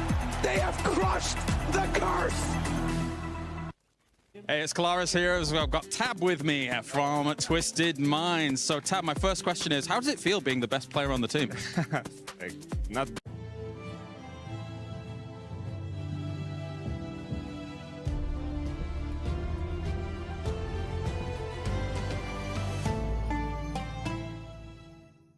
Obviously, you know, it's day 2, a little harder actually for Twisted Minds as a whole. What do you guys think about that? What do you think was the reason for it being a bit harder day 2? it wasn't like harder in case of like the team, but most of the most situations what we met, it was always about the comms, you know, like how to play together and have the same temp for each player. Like we have to make any decision together. So that was a problem, I think. That's an amazing answer. Thank you very much for that. So final question then. Your thoughts? Is Twisted Minds going to be the back-to-back? Yes, I swear. I'll say yeah, I swear. We will do it, and we will do our best. Thank you very much, Tab, for joining me here. Good luck in the next couple of days, and that is us here, done and done. Hey everybody, it is Matcham here. I got myself Team Liquid's Cowboy, the new face on the roster, and welcome to EWC. This is your first time here, right? Yep, my first time at EWC. So you enjoying it so far? Yeah, it's been a blast. Really cool event. So looking on to the future, you guys now qualified for the grand finals. You guys were, I guess, spicy on the last day, doing some hunting down, trying to cut out some people, make sure you get into a better position. Anything that you got planned for today that you can reveal? Anything else fun coming down the pipeline? Right now, no. I think we're just going to play our game, but we're always down for some fun, so we'll see later on, maybe. All right, last question I got to know. Your name's Cowboy. Why is there never a cowboy hat? I don't know. Maybe one day. I have one at home, though. I was going to say, do you need me to bring you one from Texas? You got one? I got one, yeah. All right, cool, man. Thanks so much. You have a great day. Thank you, man. By the way, like the shirt as well as T1 came out hot. We had this team on Sony's Story of the Day, and there was no surprise, Toffee, that they were able to perform like this, especially with that 2-2 split at the end, too. I mean, they look good. It's not a surprise. We talked about the start of the day. Everybody was like, Heather this, Heather that. It's raining points, and so it doth again begin in such a way. You know, I'm not shocked. I guess I'm sad for everybody else in the lobby because you're playing that chase game now, boys. I mean, they might have heard me because I was like, oh, you know, they get the kills and the eliminations, but their ability to sort of change that into a win is not existent until now. So reverse caster curse, I believe, for T1. But I mean, yeah, they played that exceptionally from start to finish, and to see them be able to get to that point as a full squad was exceptional. Yeah, what actually impressed me the most about that as well is the play they had, right? They sent 2 down to the south to kind of watch VP, make sure that they couldn't encroach on their position. Then they sent the other 2 towards the north to watch what was kind of going on between Vicious and I believe it was Geeke. But man, I have to say, for me, Lucarux, that was one of the sickest clutch plays to get Vicious out of there and secure second place. That was so sick. Super true, because that's the hard part, Laces. Do you just go for that easy 1 flush, or do you try to take that 1v1 that will ultimately amount to 2 points? That's a tough decision. Yeah, I mean, this is what I'm saying. Like, it was something that it looks like they pre-planned it. I mean, their ability to adapt is exceptional, but I feel like this is something that they might have calculated from the group stages, because we did not see this sort of like play style in group stages. So that took something to the drawing board, and they are absolutely smashing it. The willingness to risk the 1 in the hand for the 2. You know what I'm saying? Like, as it was, he had an easy flush right there in front of him and said, we got to go for those bigger points to chase teams like T1, who started incredibly strong. Vicious coming out in 4th place. We talked a little bit about them and how they kind of surprised us on their second day of play, making a lot of point runs. These are the teams, in fact, if you even go back a few more ticks, you got your Falcons that were knocked out, a couple other top contenders. The people who got to the top 7 are exactly who we expected to be there in game 1. That's right. I mean, Myth as well, even though they didn't end up being on that final, they were still able to collect 9 kill points. Impressive play out of that squad, considering they really didn't have Godspeed. With mid towards the north, they didn't really have anything to work with, and they were able to make something out of that. But that's the thing, that roster, no matter what, any good roster in PUBG, Steve knows this, any good roster is going to find a way to get as many points as possible, regardless of what situation they're in. That's what makes Myth so dangerous. That's what made Twisted so strong. That's what made Falcon so strong. Yeah, I mean, we saw them on the north side there being able to clear out Team Liquid on the northwest, which, you know, I thought they were going to more push into Gam, who was holding them out in zone. But no, they cleared their backs, and then they were able to decimate Gam going into the zone, which was awesome for them collecting that. Obviously, you know, they were only down to the 2, but I feel like no matter kind of what dynamic duo is happening, you know, whether it's, you know, Kiss and Jacob and Baron swapping around, the way that they can just have that cohesion as a team, no matter who is still standing, is insane. Like, I am so impressed by this squad. I'm impressed by that squad. I'm impressed by a lot of the squads and how they're going to approach this. And I think one thing to keep in mind is the first couple games here are a chess match for these teams, right? Yeah, especially that circle goes far south, makes it tough for some of these teams on rotation. So what you're going to look for is the salvage teams. AGAL with some swimmers out there hoping to pick up a couple of extra points. Falcons realizing that they 6 points. Yeah, and they reason Falcons going, we lost some resources. Let's crash Vitality, take that extra risk and hopefully pick up a few more. And that's what you need to do, especially with this new Smash roll on day 3. You need to go in ahead, or at the very least, you can't go in behind. If you look at T1 right now, they get the 10 for winning, they get 11 for kills. That is a huge jump. If they are 21 ahead when we go into the 3rd day, it may be uncatchable outside of the 6. Yeah, in Smash, you absolutely want to set the pace. You want to be in first because ultimately you're basically setting yourself up to win the tournament rather than having someone come from behind and then, you know, kind of steal it. That's right. I mean, with this squads too, you just need to make sure the gap is not too insane going into the final game, because then from whoever's in first place, depending on how many points they have, you will end up adding 10. And if it's too far away, it's just going to come down to that squad that is in first place. So just do enough to get those 10 points and then just play for that win. Well, it even goes farther, because if a team is far enough ahead, right, you don't get to play your normal game. The entire lobby now has the onus of being in charge of stopping them from winning. So that means, like, I might be executing the perfect strategy, but oh my goodness, I see the kill feed and the team that could very much win with a chicken dinner here gets a knock. I have to send them. I can't let them maybe get that win because I need to make sure I'm in first. The club points are on the line, the $2 million. Like, this is not something you can take light risks on. Do you think T1 can, you know, get sabotaged? Because what we witnessed is they were always being the saboteur. So I don't know if this is something that, you know, is going to be a little bit difficult for the teams, but from watching the group stages, all I saw was T1 taking down all those teams in their path, and yeah, it might not be the reverse. I'm hoping it ends up happening. I'm pretty sure at some point we might end up seeing a bit of a sabotage too, depending on what happens here, if teams do have to chase. But this is just game 1. Get a bit to relax here, unless it happens in game 2 and game 3 and so on. But I'm hearing that we got something going on with Kalaris on the stage. There's always something going on with me. There's a lot in my head. There's a lot going on here at the Esports World Cup. But of course, we had some great plays in that first game with everyone trying to deal with military, as always here on Erangel. But there's been plenty of great plays throughout the tournament already so far. What have been some of your best? Oh, man, I think the first thing that comes to mind has got to be that example drop shot when he was... look, I don't know if it was intentional. I don't know if it was done on purpose, but man, it looked cool. It really did. You see the cinematics... UAS going over the top of his head. It was insane. And then don't follow that up, the Tiggleton double mortar. Just the back-to-back mortar, and then them going off and then just farming the rest of the northern side of the lobby. Those are the two that first stick out to my mind. What about you? Yeah, definitely very impressive stuff. I must say, when it comes to that example one, that was sick. And the mortars were fantastic as well. For me, it's a very simple one. I kind of liked the Panzer underneath the BRDM from Tanvu, because it's very rare you see that angle being exploited. So for Tanvu to be able to make something like that happen was pretty damn awesome, right? I mean, again, you could also put that into the list of, was it intentional or was it something that just kind of happened magically? But either way, it was so fun to watch. Yeah, definitely. There's been a lot, of course, and there's going to be more on the way as well. The thing is that you've got some amazing situations happening too. I think Himas being able to get as many kills as he did for AGAL, it really kind of righted the ship a little bit, I think, for them. What do you think? No, absolutely. AGAL definitely needed somebody to step up, and this is the time when your superstars have to start shining their brightest. But what's going on now? Oh, it's time for the game, Poro. All right, let's head on over to the commentator team for the next game here for the finals. Oh, it's a tale of two different mindsets, as they're all technical with, like, shooting like Panzerfaust underneath the vehicles and blah, blah, blah. Meanwhile, I'm just like, whenever Heather ran over everybody on Falcons and just like blew that whole thing up, that was... It was raining. It was raining. Was it raining? Yeah, it was raining, for sure. Yeah. But that being said, Heather has been incredible. I mean, just what an unbelievably talented player. By far the top fragger during the group stage. But Raining has, he has his moments too. He is no slouch. That's the scary thing about this T1 team is Heather, Raining, Type are all incredible fraggers. And EN, now that he's the IGL, is kind of sometimes slowed down in that, but he still can absolutely pop off himself. I mean, he has been one of the best in Korea for a very long time.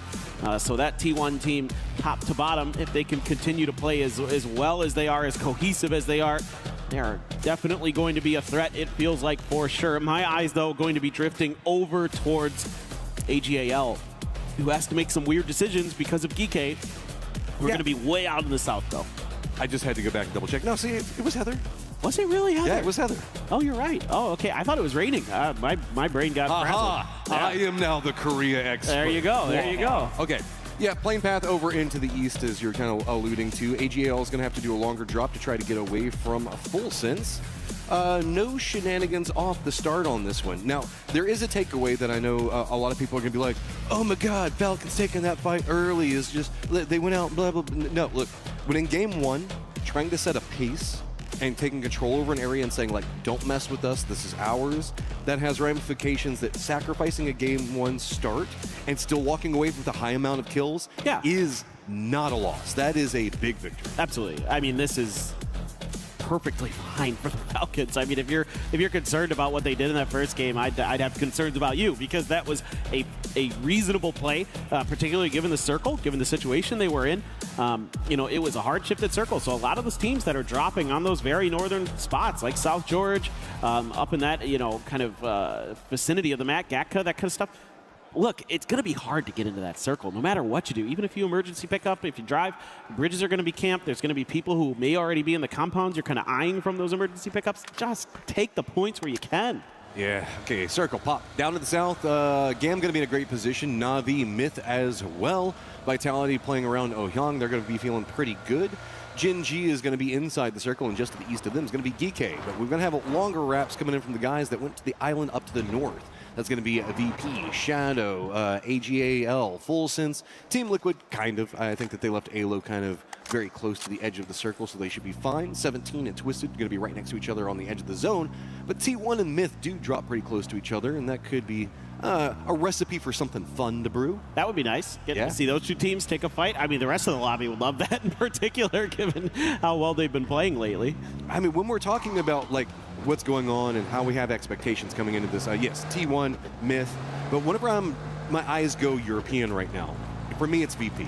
VP off of the performance on day 2, just overall great. The way that the squad can really just kind of find ways to make terrible circles work for them is incredible. You can see a lot of squads, like Batulans was getting annoyed at that last game, just due to how the circles kind of fall together. VP has this system that seems to work where they can take a mess and just turn everything advantageous to themselves. Yeah, I mean, I think back to some of the games last year that they won in really bizarre situations where there's just like flat fields. Like I can remember one here on Tego where it came down to like a 1v1 and they're able to clutch it out because of some really good smoke play and the way they were able to position themselves. I can't remember, it was a tie team. I can't remember which one they were going against, but anyway, they are really sturdy in those moments. The thing that hurt VP during the group stage was they had kind of a run there on the first day where they just couldn't get into those late game situations like they normally are really pretty adept at doing. So as long as they can do that, you're feeling pretty good. You may get your wish here a bit. Nope, no damage done. T1 getting shot at and not stopping to fight? Not my T1. Well, they probably know who it is, and they're probably like, okay, of any team in the lobby to try to fight early, maybe this one's not the one we want to try to contest. Especially when they've got a compound and all that other fun stuff. Another European squad, Na'Vi, great position. Center of the circle, they're trying to push back against 17, trying to get a bit closer to them, but I do like the fact that we get to see T1 in this rotating where they opt into stopping because there's really nobody playing to the west. The way that this has kind of all come down, Hosan's going to be kind of the northwest-ish. It's kind of central. It's in that like odd spot kind of in between both.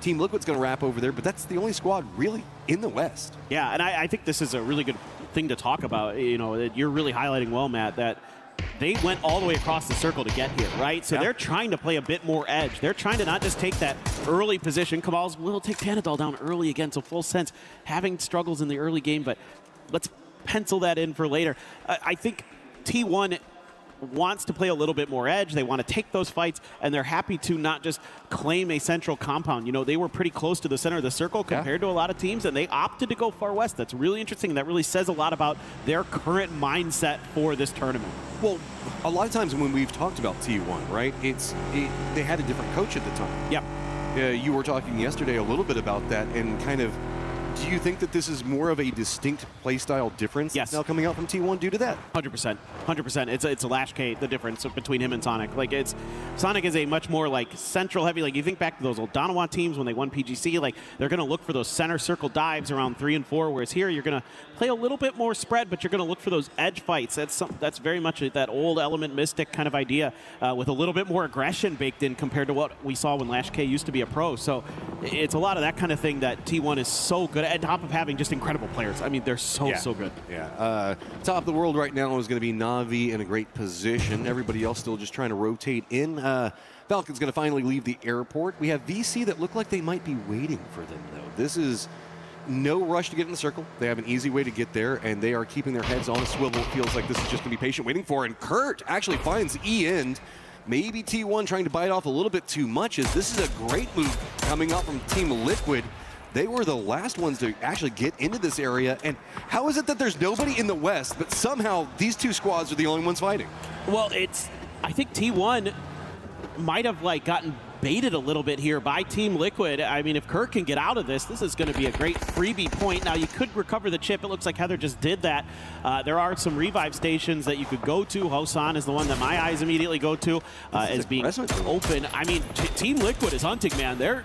I love this. We've talked about it a lot this tournament. I mean, worked for them yesterday. They managed to inflict damage, find great ways to really take control over circles, ruin, I guess, several teams' day if you really look at it. T1 wants no piece of that right now because they know that Team Liquid is just coming in hot and heavy, and they do not care. Anyone's Legend actually making that long wrap finally is going to get into the circle just to the west of what we were just watching. VC did not end up staying long enough to wait and catch Falcons, so they're going to go ahead and go for the circle while Falcons has an easier path.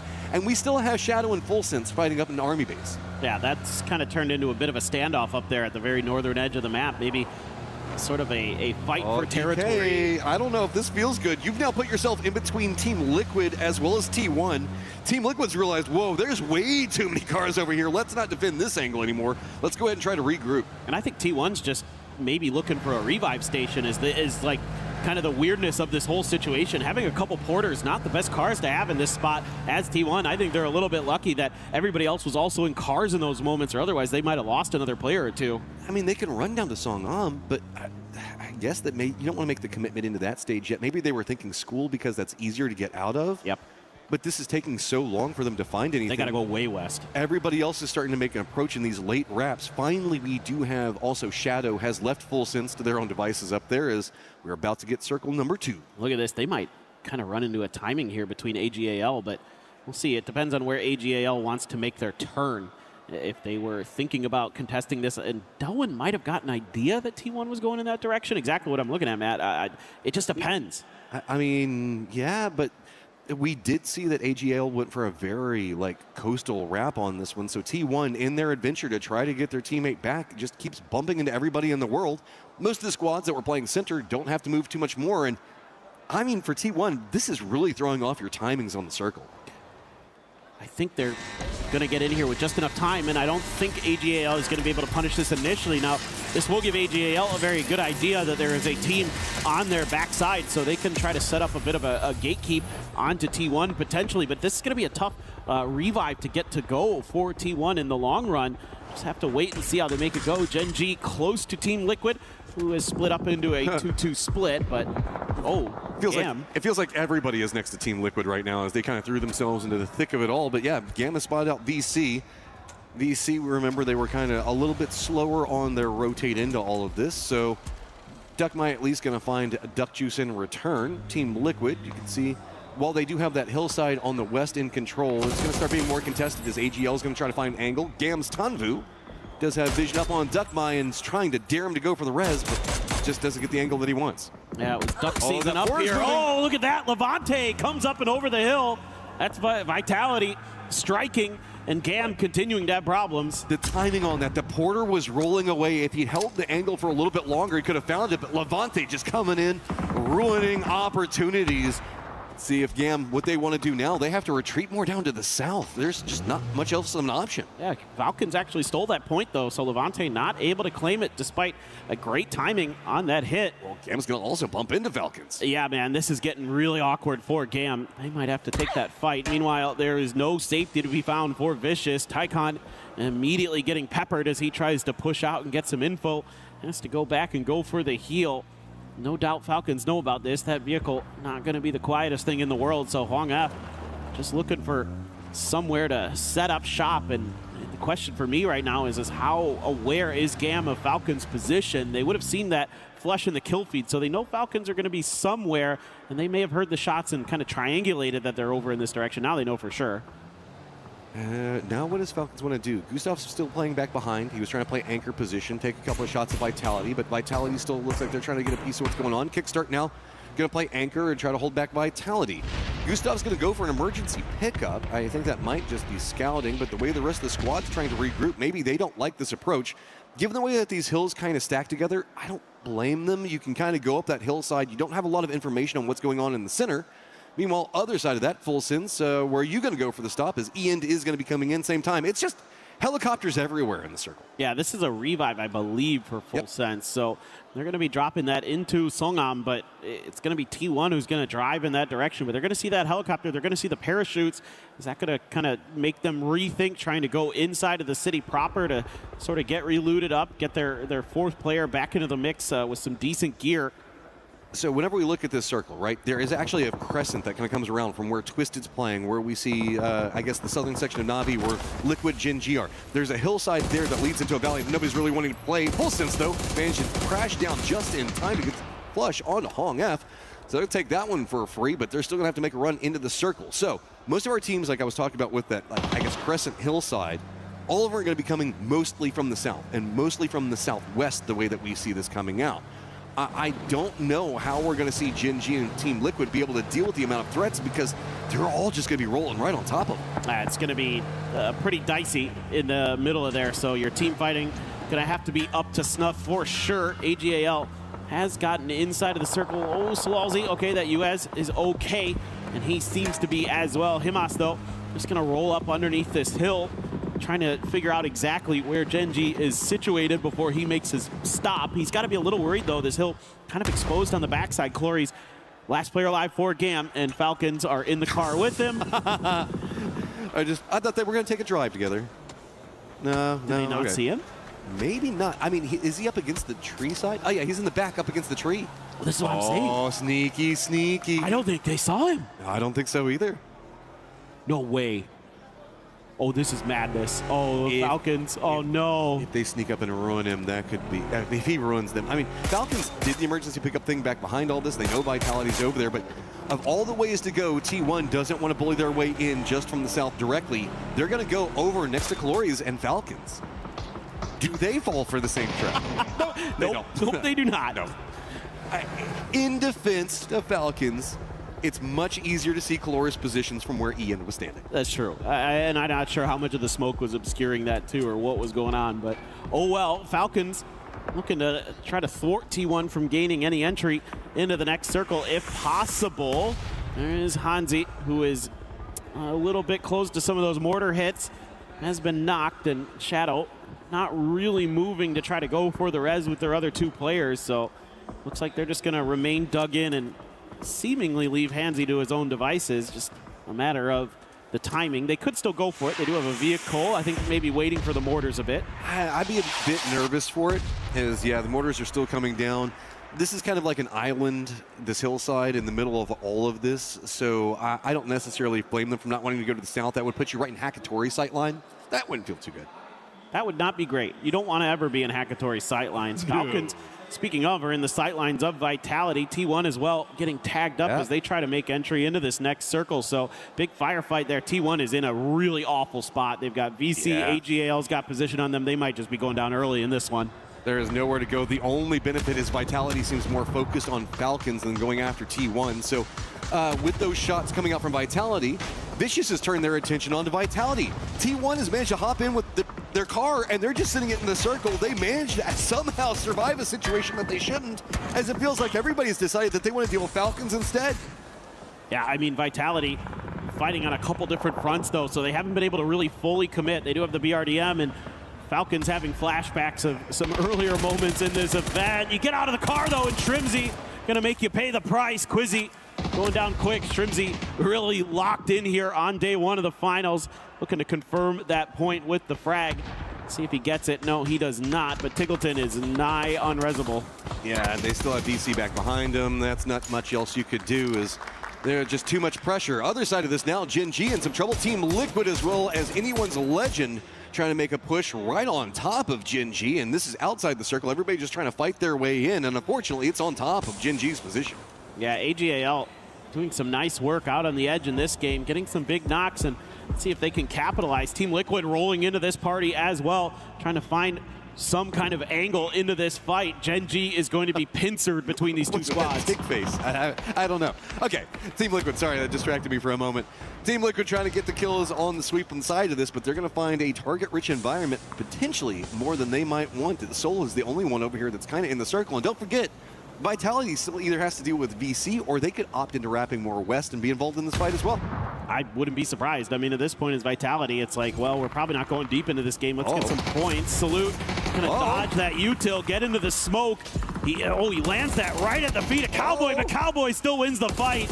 Soul is doing some damage to AGAL, but Gen G just fighting so many different teams, so many different players. There just isn't much they can do. They're getting cut down here. Team Liquid trying to res their IGL Purdy Curdy. AGL as well had a player go down, so they're trying to stick that res. Moment to stop and breathe for Soul, as it is going to be a ton of friends roaming both sides real quick. See if he finds any safety. Gedrock's also making a run into the circle. Looks like Cowboy doesn't really like this approach anymore. He's going to go back to the north, but that's going to open up shots coming up from DK as well as VP if he continues on this path. And there's not much else you can go for. It's just time to send it and try to get to this hillside, and this is what Shadow is trying to play. They're going to do enough shots to discourage. Down to near on nothing. He's got himself a dip that he can stop in, but he's going to get dropped. Yeah, I was just trying to maybe find some safety, do a little pre-scouting for the rest of his team. What in the world just happened? Soul just wiped out AGAL with one grenade, or two grenades it looks like. That is ridiculous stuff from him.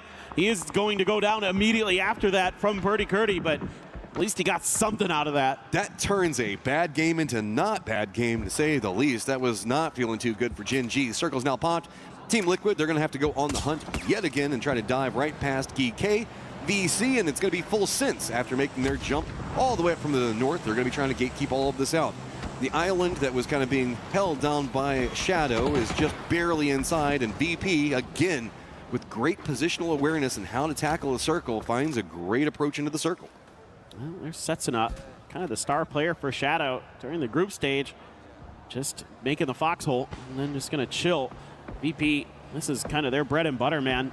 Playing a little bit of edge. They've got a lot of terrain to work with in front of them. You know, they're so good about kind of inching their way forward. The problem is GK just a step ahead in this next circle, so they will be able to find some level of safety next to this revive station. So can't go too much further forward, and you have a couple different squads that you have to deal with. Team Liquid is going to send it again towards the center of the circle where Cowboy died. At first you don't succeed, try again, and that's a little bit of what's going on right now. Is Team Liquid is going to get eliminated. Maybe third time would have been the charm, as at least they die near each other. If you're gonna go down with your friends, I guess. Yeah. Definitely a tough one there for Liquid. Here's the push from VP. They do have some high ground, but there is going to be Navi that's taking shots on the northeastern side of VP. DK is a bit more focused on what's going on with the full sense VC situation. Levante still up for Vitality, maybe trying to get involved in that. Myth also getting dangerously close to Twisted on the other side of all of this. Is VC just doesn't have too many options. They're getting corralled over here. These are going to be the shots coming up from DK that's just going to force Vicious right into full sense. But I mean, so far it's working, so why fight it? I mean, Flash is gonna have to go huge here. He hasn't really seen much. That smoke obscuring a lot of his vision. There is that point claimed for Duckmai. Oh, the grenade from Flash finds the mark. Nicely timed, and he strikes for another. Tycon down. All of a sudden, Flash trying to cling to life, but he's getting shot from behind by Myth. Myth just involved in a little bit of everything right now, and if they push that, they could find a lot more opportunities for kills, and it looks like Baron might be thinking about it as long as Kiss is going to find himself in an available position. Duel of Fates over here as Nade's going to go opposite sides of the rock. Not really going to get too much more, as it's just going to see who has more utility. Pal pretty low. Does Flash have an idea on where he's at? Depends on how that rolls down. Doesn't connect. They might have overcooked that one with the underhand throw just a little bit. Pal trying to crawl forward. He's been under fire from a couple different angles, so has found a little bit of a dip for himself to hide in from the explosions. If he can get this grenade to land, though, Flash is in a lot of trouble, and he goes a little bit too far. Flash's turn up to bat. Yeah, that Cubby could have just eaten a nade. Oh, counter nade. This is just the name of the game right now. They're essentially playing ping pong with nades just back and forth, but here comes Kiss getting a bit more involved in everything, but new circles pop. Maybe they don't want to go for it. VP also going for a wrap, as these solos just can't get the reses, and Tycon trying to at least crawl over and make it close enough, as Flash just barely survives that. He put that on a knife's edge with that first aid, eventually gets it through. Twisted and 17 are dueling up on the northeast corner. Pau still holding on by this tree, has some smokes to work with. Myth peels off of this fight. They don't want to commit. Oh, there it is. Tycon coming over, just trying to provide some more utility or something else to work with, but nope. In the end, it is going to be Flash that gets the flush onto both. Okay, do you have time to get Belmoth and try to make a run into the circle? I don't know about that, because down in the lower sections of it, we've got this firefight going on as GK tried to creep over to see if they could get a piece of what was happening with Flash, but VP is just finding more and more territory control as they pick up kill after kill. Just quiet consistency, performing time and time again. Yeah, it just feels like they might be on for another big game. Who knows, maybe even a chicken dinner in the cards. You are going to take down Sungjong, so DK has been eliminated in front of you. You've claimed a lot of this southwestern edge to yourselves. Na'Vi still up and running with 4 themselves, so they could be very much a threat in this. Otherwise, everybody down to just 1 or 2 players. In the case of Twisted, well, goodbye Flash, but in the case of Twisted and Myth, they only have 2 left, so the big heavy hitter is going to be these EMEA squads trying to secure their edges of the circle, kitty corner from each other. Gedrock's going to be chilling in the middle in a vehicle. Is that that BRDM? Maybe, I don't know. So, easy way to look at it: to the north, Na'Vi strong; to the south, VP strong; and then to the east, the west, and the center, it's just going to be a spattering of solos trying to survive. Myth with their duo up. Do get some vision onto Luke Rux, get the knock onto him. If anything, that might be just drawing a little bit more of an aggressive position, as Baron also does spot out Perfectix, finishes him out.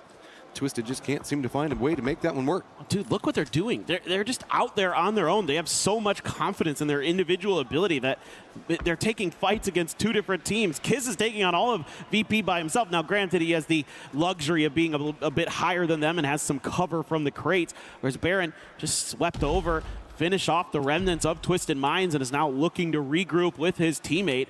And there's going to be quite a bit of util here for Kiss to work with. A couple frags in the bag. Yeah. This is weird. We've got a reverse situation where all the teams are now playing low ground because we're only in phase 6 with only 5 teams alive. It's just brutal shifts have caused destruction to the lobby. So Myth is our high ground team as a duo, and that's going to be about all she wrote. So that's him finally going to get spotted. So we're in our top 4. But it's north versus south with Na'Vi and VP. Myth getting involved in Gedrox. Yeah, there it is. There's the BRDM. We finally got close enough to see it. Yeah, it's kind of what I figured it was, considering he was just sitting in a vehicle in the middle of the circle. I'm like, surely that's a BRDM, right? Like, somebody would have knocked you out of the window by now. And absolutely Kiss looking to just tag that vehicle up. Doesn't want that to be a threat in the later stages of the game. Still going to have to put some fire down, but VP very aware of it, returning. What in the world is that? Ferris just hit a double mortar onto VP. And that is their split section, too. That's going to be a big problem. Myth still has the high ground. Gedrock's actually going to roam over here. Is he going to try to flush those out by running them over? Mortar's on the chase. Nope, they're going to go ahead and pick him up first. Sorry, Gedrox, you're denied. But you run right into it! Gedrox, no! Oh, no way. That is such bad luck. There was still one more mortar coming. Baron finds Nixie, and all of a sudden Virtus Pro, who had been playing this so well, is done in by Ferris Mortar plus a few other kind of weird circumstances. They're going to try to hang on. One player left, and they almost had Beamy dialed in. That was just a little bit to Beamy's left. Oh, VP in first place, but man, it has just turned terrible. Myth now running down on top of him. The Vultures are circling. Beamy, what you got? Nade prepped up. Can he manage to drop it in the right spot? Does get the knock on to Baron. So Kiss now just over here, I think just trying to find loot more than anything else. Could be, yeah. I mean, he's just trying to get this point where he can't do it though, and that should be the end. Oh, that grenade bounced too far. I mean, this should be Navi's win right here, right now. Yeah, Beamy down too low. He's going to go ahead and finish it himself, and that is going to be Na'Vi. Control of the North pays off, but really, Mortar plays, man. Woo, that was cruel. That was a nasty one from Ferris, getting 2 for 1. That's huge in that moment because it completely cuts the feet out underneath the team that's going to be the biggest threat to you. To Virtus Pro's credit, they're hanging on. They're fighting tooth and nail. They're going to be in first place after this game. So they're playing really, really nicely, but that's going to be a little bit frustrating. They had a good look at the win, just couldn't get there. And poor Gedrox, man. He thought he was going to try to go over there, maybe run somebody over, but who expects the 5th and the 6th mortars to follow through? I mean, you had to maybe expect that they would go for the flushes with it, but he knew, there's no nice way to say it. He was screwed. He knew he was screwed. Yes. he knew he was probably going to die soon. He wanted those points. He wanted to try for something. It's a weird timing situation that kind of fell out that way. So, but I respect what he was trying to accomplish. Yeah, I don't like to use this word often in esports, but that one was a little unlucky. Unlucky. I mean, it's the right idea. It's a good play. Just a little bit mistimed. So, yeah, still a little bit for Twisted. They're not having the best day, but gosh darn it, they're in 5th place. They're not having a bad day. No. It's just like, okay, so they had a great position high ground inside that circle over into the northeast. But at 17 kind of runs up and wrecks their day, kind of causes some issues. Third, fourth party kind of comes into effect there. This is a very angry lobby. They will not let anybody just fight one squad versus another squad. It's going to be multiple teams seeing if they can vulture anything that they can get. Yeah, I mean, T1 there just fell apart because of that early play from Liquid that cascaded into kind of bad situation after bad situation where other teams were happy to try to capitalize on their positioning that they had to go for to try to go for those revives. But here at the end, Beamy just barely hangs on. Kiss is trying to come up and over that lip. There's kind of a weird moment there where no one kills Beamy but Beamy. Yeah, Beamy's just like, nope, I'm not going to give you this point if I can help it, and he does not. That's smart. But that's a mark of respect, right? Denying out a point from Na'Vi, anything that you could potentially deny from them because they always loom large. Well, we've got Kalaris set with an interview down on the stage. Let's see what's got going on over there.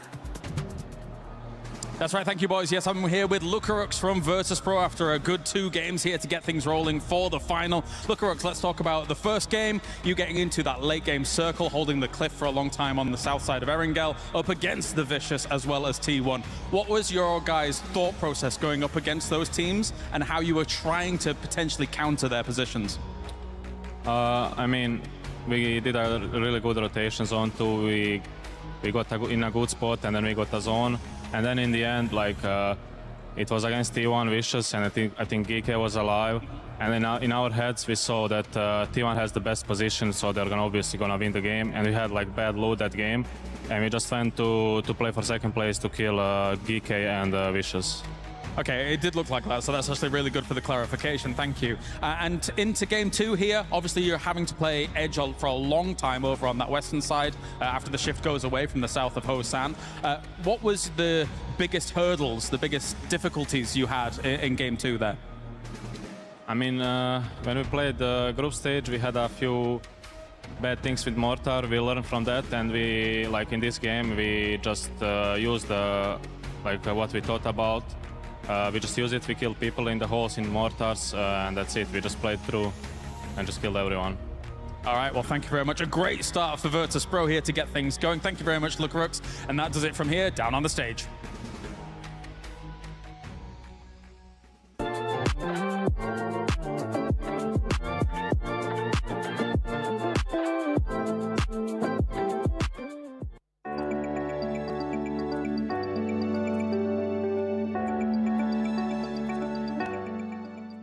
Everyone is playing, you're not yet. EWC Play is your all-in-one platform to compete in fantasy, pick'em, and quests for a grand total of $300,000 in prize pool. Build your dream fantasy team in 5 different games and track your score with live results tables. Predict the winner of every game, every group stage, and every tournament. Complete daily and weekly challenges to earn boosters that help you climb the global leaderboard. Got what it takes? Join EWC Play now.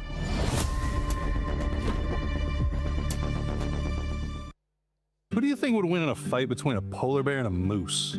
Polar bear. What about a polar bear and a shark? Polar bear. Okay, what about a polar bear and a T-Rex? Ooh, polar bear. I feel like you're not taking this seriously. Polar bear. Okay, fair enough. What about a polar bear in first place? Because right now, for VP, that is back-to-back second place finishes as Na'Vi is able to come up with a win. Polar bear. Oh, polar bear. Look, I was going to say a polar bear versus a mortar. And that didn't really pan out too well, except for Beamy, who was only the last remaining survivor from that. But I mean, VP had such an exceptional rotate from the north side. They were looking in like a winning position. Even Na'Vi was more on, I guess, the eastern side there. So these two teams were sort of having their nice way into that sort of pick. But, you know, they did sort of move further south into that. And unfortunately, you know, didn't really get to hold on too well. But I mean, Beamy was like that survivor against that god crazy attack. Yeah, and it just goes to show you how good VP is when they're playing their game, right? We heard Lukarux talk about it. Look, we had a great rotation. We knew that was our timing. We got in the spot. Hey, our gear wasn't great. We knew T1 was going to win that game, so we just made sure to push Vicious and Geeke to make sure that we got second place. That type of decision-making is what makes a team like VP so difficult to beat when they're playing their A game. I mean, it did make them great at getting their points. It also opened the door for Na'Vi to sort of find themselves the first sort of jump start into that end game, opened up some space for them and let them get a couple of extra kills. So VP totally made the right choice. And then as we get to this, you see Ferris right here capitalizing on that fight. And there's nothing cooler when you're Na'Vi in this situation than looking down the barrel of the scope and seeing Myth and VP fighting, the top teams battling it out, and you get to take those points away from them. Yeah, we're making sure and talking about earlier some of these top teams that perform really well in groups, maybe having a slow start or being forced to have a slow start by some of these other squads. That's currently what's happening. T1 was not able to follow up on that win that they had earlier, Lace, as they ended up being in 15th place with just one elimination. Yeah, I mean, see, this is what we see from this roster. Like, it's either go hard in, like, with one match and then it's a slight fall off. But no, they're going to be able to bring it back in the next couple of matches. I mean, we've seen the points. They are, like, quite steady up on the leaderboard there. And I don't have any sort of, you know, doubts that they're not going to make it up there. But, yeah, look, I know we were talking about conversions of, you know, able to get these eliminations and then getting the win. I was kind of a little shocked about the chicken dinner for T1 this early on because I thought it was going to be more of like a kill race for them. But look, I mean, everyone shows up anyway. But yeah, look, T1, I think it's just a slight off game for them. I don't believe there's going to be any more chicken dinners from this team, but there's going to be a hell of a lot of eliminations in my books. Well, they'll definitely get a lot of eliminations. Whether or not we see a chicken dinner, that is yet to be seen. But I do also want to talk about Na'Vi since they won the game because of Steve. We're talking about how good they were starting to get that system rolling in the group stages in their final day, right? We saw that their rotations on point. We saw that their cutoff rotations with some of the other teams coming specifically. I believe T1 was their victim in one of those games. So, man, they are really starting to get their macro down, which makes Na'Vi the scariest. And I like the strength of their mental. They went out in 14th with 0 kills in the first game, right? So they came back in.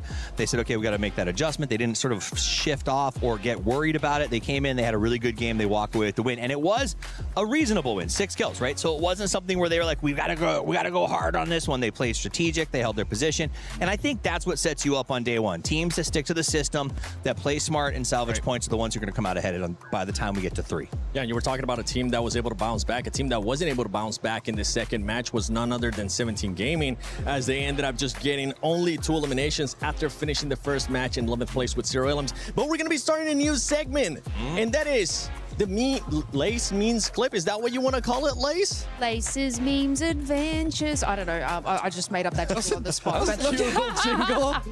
You know, you would assume Gam would have escaped from the early altercations with Falcons here. But no, not Glories. This man's just going to sit in the back seat, having a sip on some juice, and just relax a little bit and see what happens. The fact that the Falcons had to return to this position to be able to eliminate him, not understanding that he is literally just hiding in the exact same spot where they killed the earlier teammates, is my meme of the day. And I mean, it writes itself. And you couldn't see his face, but throughout that whole segment, he didn't even have his hands. He was giggling. He was just like, they don't even know I'm here. I was going to sit and wait it out. I mean, I did think that he was parked aside of the car. Something that, you know, I think is interesting is this is, again, showing how these end games are changing dramatically, Godspeed, over the fact that we can now destroy terrain. Like, if you go back to what the game looked like a year ago or farther, it's very different in how the end games go. A lot more teams making it deep, and it seems way more challenging to me in terms of how you figure out how to survive when you get those final 6 or 7 teams, Godspeed. Yeah, I mean, we talked about it in the green room. It was an observation that I think especially... I mean, that was never really a thing, right? Especially last year, all last year. It's just if you were in a bad spot, if you're in the center, you got mortared, that was it. There was no cover. If you didn't have a car to kind of help buffer that zone for you, you were cooked. So I actually think this destructible cover or terrain is probably one of the coolest additions because it's really allowed these teams to flex in those endgame circles. I agree because like it gets more teams into the end zone and we love a chaotic end zone as well. I do. I love me some chaos. And I Shadow, love me love some Shadow. digging that we have been able to see. Don't get me started, all right? Don't get me started because I don't want to get on the hype train again. Oh, if that would have swung back like a good Australian ring, that would have been sick. But at the end of the year, we're going to be having something special coming for all the esports lover, and it's none other than Esports Nations Cup.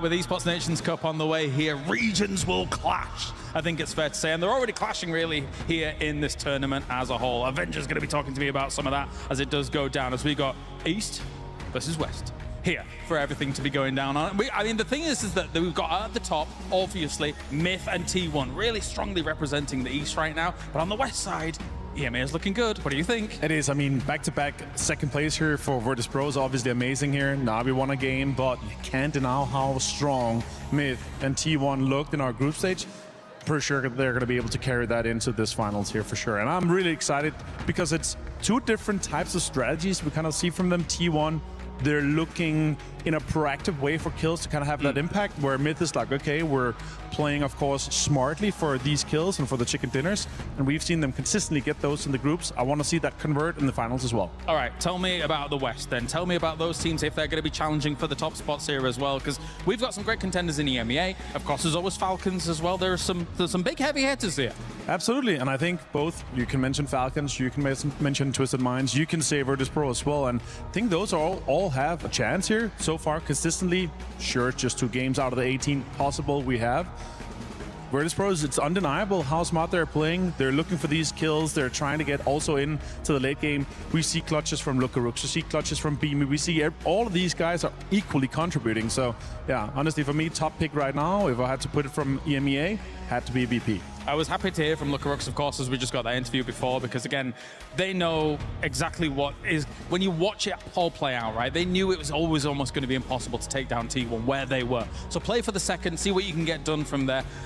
Take the mature decision in those moments, right? Yeah, exactly. And we saw it's a 3-point clutch. It's 2 kills. It's eliminating one that's in your third place, right? To getting that 6 points for the placement was absolutely insane. The way he did it as well, playing under immense pressure inside Molotovs, inside smokes, around cars. Sure, they were a little bit passive, but still, you have to be proactive. You have to kind of try to grip that and make it your own choice. Quick pivot back to the East. Sure. China, 17 gaming. Do you think that they can rise to the occasion and bounce back? I sure hope, because we always see they're a favorite, they're a contender, they're up there, but right now, I gotta say I'm nervous. I don't think we see them in the top 4, to be honest. Ooh, okay. I mean, they do have the chops to do it. Of course, they are a previous recent PGS champion, being able to take that off AGAL at the top as well when that was going down, which was also down to the wire. So discounting the idea of AGAL being able to make a bounce back, you shouldn't be doing that too early, right? No, absolutely not. I think there is definitely a chance where they could come in. We see him as pop off. We see him as come up to the level that we know he's capable of. Yeah. We didn't see that in the group stage, though. Indeed, we did not. All right, thank you very much, Avenger. Time to head to the commentating team for all of the extravaganza in another PUBG game. So much to look at. ENC down the path. So much cool stuff on the way. I feel a bit like bad for Setsuna. He just narrowly, with Indonesia, qualified for ENC, what, a week and a half, 2 weeks ago, something along those lines, and then just barely qualified in. He is just squeaking it out right now. So to get to this stage, they're actually doing pretty good. They're like middle of the pack at the time. Yeah, look, they're playing better than I think a lot of people might have expected, and you know, Setsuna able to just survive. For Shadow's kind of lack of firepower, let's just be honest, let's call it what it is. At times, they don't seem to be able to match up against some of the best in the lobby, but they're pretty smart with getting into the late games, kind of hedging their bets and at least finding points where they can. Got Miramar plane path up and ready to go, as it's going to be pretty far down south over around Resort, ending around Alcantara. So, the question Claris was asking it mean to Avenger. 17 Gaming. Did they do it? Do they have the gusto right now? Yeah. I never doubt 17 at this point. Like, they've just won too many times at PGSs. Like, they're that team that'll surprise you when you're kind of starting to count them out. That's when they're going to bounce back. But right now, I'm just fine with them. I think they can, you know, maybe play a little bit better in terms of looking for kills instead of looking for center circle, like mid-game. Like, they seem to be one of these teams that's looking to make that dive in the middle. But, you know, and I get it, because with the ability to dig with the pickaxes and things like that, like, you can make those center circle positions work, but it takes time to get those set up. So in those moments, you're going to be very vulnerable, and they're getting kind of caught up in transitional moments where they're kind of trying to fight teams, and then they're, you know, maybe losing a player on the drive, or they're stuck in a fight where it looks fair initially, but then the other teams are so hungry for the third parties that they're getting caught in some of those spots. I do not know what's going on with China. I know that we often have been seeing a lot of our internationals down in Southeast Asia, much more time zone appropriate. Don't want to come up with excuses, as we do see the circle pop, but it feels like right now, yes, you are right. The moment you start counting out 17 is whenever they rise up, but this just isn't 17, in my opinion. I don't know what's going on. China's just kind of really suffered at EWC this year. I think the meta just that they have regionally isn't working right now, like where That's kind of true. A little bit of a mashup against metas from other regions could be a problem. I think, to me, when I look at them and the way they're playing, you know, since the switch to TPP this year, is that they want to get those center positions and just kind of lock it down, right? They want to play that, like, safe standard game where you're able to kind of, you know, dig in and look around you very easily and just kind of track all your targets and try to hold that through. But there's so many good teams in this lobby that are great at third partying. Oh, Gen G, that is so scary. Bolt in hand, and they aren't going to continue to try to put pressure onto Quizzy. Vitality going to thwart. You know, we've seen this from Gen G where they look for these early picks a couple times in this event. It actually has worked out a lot. They just haven't been able to kind of scale into the late game off of that. So that's going to be thwarted this time, though.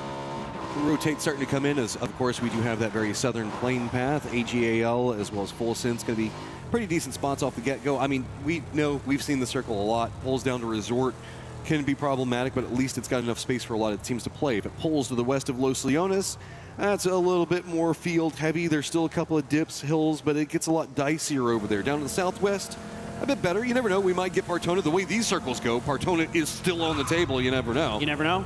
But Los Leones is eating up so much space in this. You feel like it's going to be a component for rotates, and a lot of what we're going to be looking at moving in the later stages is T1 wants to get ahead of it all. They're coming in over on the west, around Chumacera.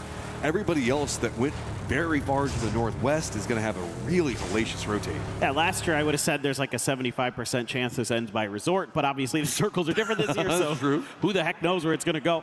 Definitely anybody's guess at this point, and we've seen some pretty crazy shifts with the new settings as Virtus Pro on foot, being diligent. I have to be so, or you have to be so, like, happy about Virtus Pro if you're a VP fan with the way they're playing here today. Like, the way they set up these, like, mobile moving forts where they're able to cover each other so well, and, you know, they've got their cars positioned safely, they're quick to start digging and set up their little fortifications, and the way that they defend them, very, very impressive. And the way they're able to use them as well as kind of a turret position to get kills is really, really, really impressive. I'm loving early game bully Team Liquid right now. Finding another kill in there. It's just a point here and there. It hasn't really paid off for them in the later stages yet, but it's keeping them in the competition, kind of in that pack that's still on the chase. It's really just, 8 points into them and Navi. We're only on game number 3, so that could change the longer this brews, but we talked about 17. We've been talking a lot about T1 as well, so they're kind of bumping into each other in rotate. Wimbo gonna go down, and man, it is Heather still popping off, and 17 still having trouble. Well, they're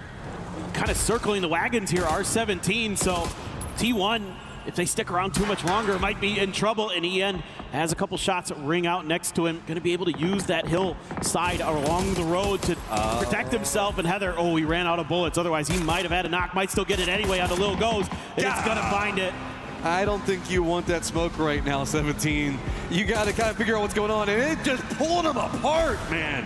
T1 full brutality coming after him. It is just Xiao Wu running for the hills as 17 just can't find a way to make the game work. Owners, it was Heather with that mini hitting those shots. Yep. That is ridiculous stuff. He is unbelievable right now, and he's a player that I have been very, very high on for years, since he kind of splashed onto the scene in Korea. And I mean, he's even better than I could have ever imagined with the way he's playing at EWC. This is his best yet. Yeah, we're definitely in a opposing era for T1 right now, as it feels like they're trying to take control of their destiny as fast as possible instead of leaving it until the tail end and having those big games and those crazy plays. They're just bringing it off the start. Like, you can see that was a shutdown moment. T1 spins around and says, you don't mess with me in the early game. We will fight you, we will kill you, and we will ruin you. Yeah, Heather's the mean girl, man. Like, he's just not having any of it. Regina George, there you go. I mean, he does kind of have a mean girl name. He does. It is like one of the quintessential mean girl names for sure. I see you stumbled across something as Xiao Wu. Run, Xiao Wu, you in trouble. Batulins is mad that he wants points.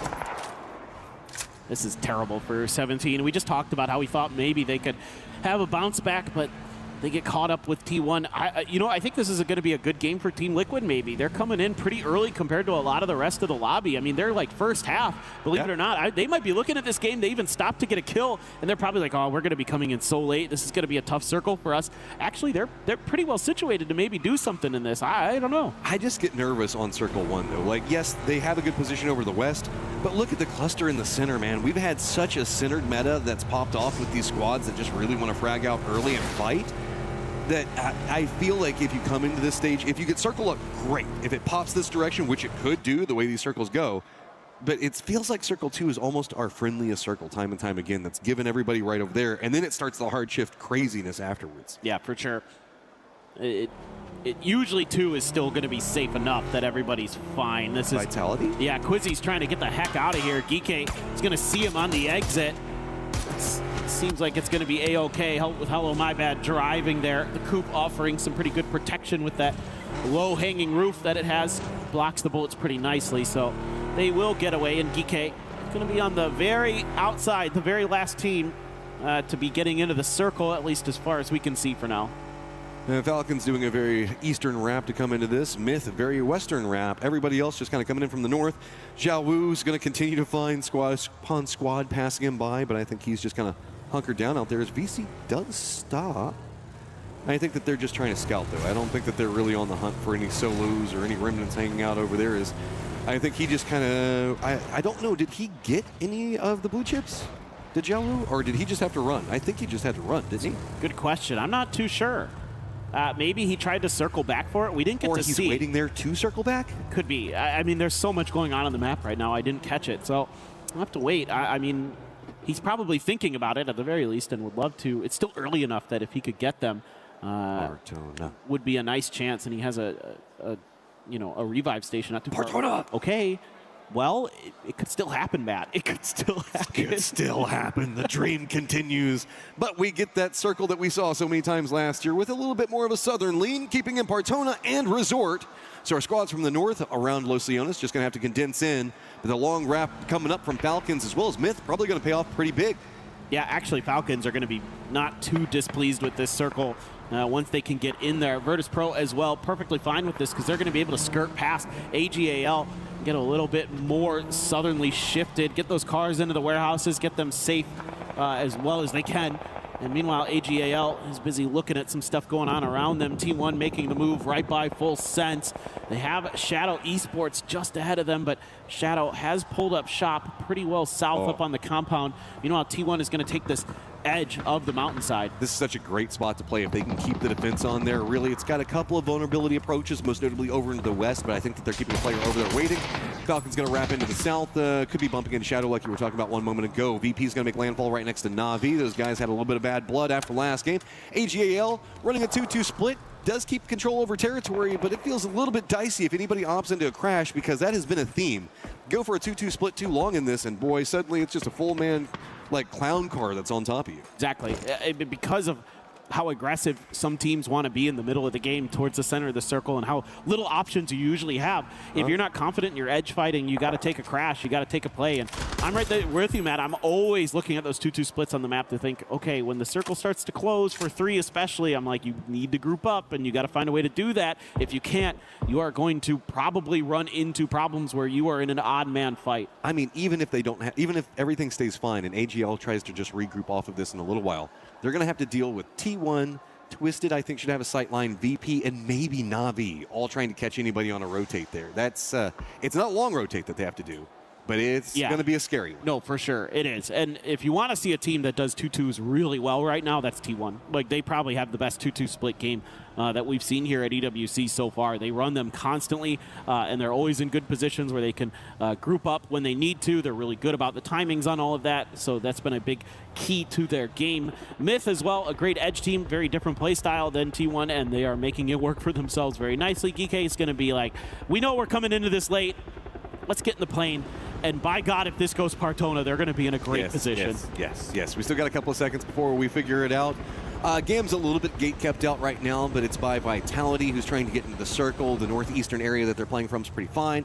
I think that Xiaowu has gone back and he's tried to collect those blue chips, and he might be making a path back over to Res Beacon to try to rally back in 17 Gaming, but this is going to be playing from the back foot without a doubt. Myth is also called an emergency pickup, not comfy in their position, but if the circle plays it, no Dolly Partona for us. We tried. We did our best. But we're going west to Resort this time, so that field that AGAL in is dead center. That's a rough spot to be in if you're not already in one of the compounds that are around the edges. You're going to be kind of forced to play around those irrigation machines and the sprinklers and all that other accoutrement that sits inside of that field proper. Pow will fall. Belmoth going to claim a point for full sense. Vitality moving around the north side here. They're going to be able to skirt Twisted Minds, who's got a bit of a setup on the edge of Resort. They're going to be holding the line right now. Nothing too dangerous just yet. Yeah, it's mostly just Vicious having a problem. GK trying to just find something in here. Remember, we saw them trying to go for a little bit more of a desperation play to get into a point. They at least found something, but it's going to be Genji just to the north of where they're playing. Duckmai is going to be coming on the other side, kind of a bit more to the west of what we see going on over here. AGAL holding down those sprinklers and everything you were talking about just one moment ago. Team Liquid's got to bully their way into the east as there's not a lot of territory to be had. It looks like Myth going to try to make landfall right on top of VP, and that is instantly punished, man. VP just finding all the points, and Myth, the murder squad, just can't find a way to get it rolling this time. Oh, that has got to feel great for VP. You just eliminated one of the biggest threats in this lobby, and you're going to be sitting pretty central-ish of the circle. Very nicely done there. I think Myth just feeling like they didn't have a lot of good options. I would have rather seen them just try to fight bottom edge, but meanwhile, Full Sense is losing players to Team Liquid. That's over on the west side. Full Sense has that high ground warehouse that's just above their position, along with a player next to Team Liquid. They got to dig him out. But here's the problem. T1 saw that firefight. They're already moving down the hillside to see if they can get a piece. Team Liquid still has Kurt down, but just managed to get the res right as Ian gets there and gets knocked onto Cowboy. So suddenly Team Liquid just trying to fight for a position inside the circle. Thought that they were starting to find some successes. T1 just runs in and snatches it away. And look at this. Full Sense shows up to the party and immediately Tanadol dusts Alo. Belmoth with the grenade gets Purdy Curdy gone. And Team Liquid all of a sudden crumbling. The real question is, how much does T1 want to commit? Well, they're paying the price. It's actually D from range. Gets the knock on the E end. I mean, Duckmite even trying to get a piece of that. Himas was also trying to get involved. So T1 continues to roam over here. They keep one of their players and Heather over in this position to go for the res. Raining is going to go ahead and try to see if he can get over there, provide some support. Type has actually jumped over into the northern area. Has got a compound right as 17 is coming back in off of their recall. And it's going to be right next to Xiaowu. So T1 still looming large back behind all of this. Is how good is the defense going to show up for Team Liquid? Because I think that T1 wants this. Yeah, for sure. By the way, that was about 600 meters that D just got that knock on the E end with the M16. Disgusting shooting there. As Cowboy playing front door, going to close it.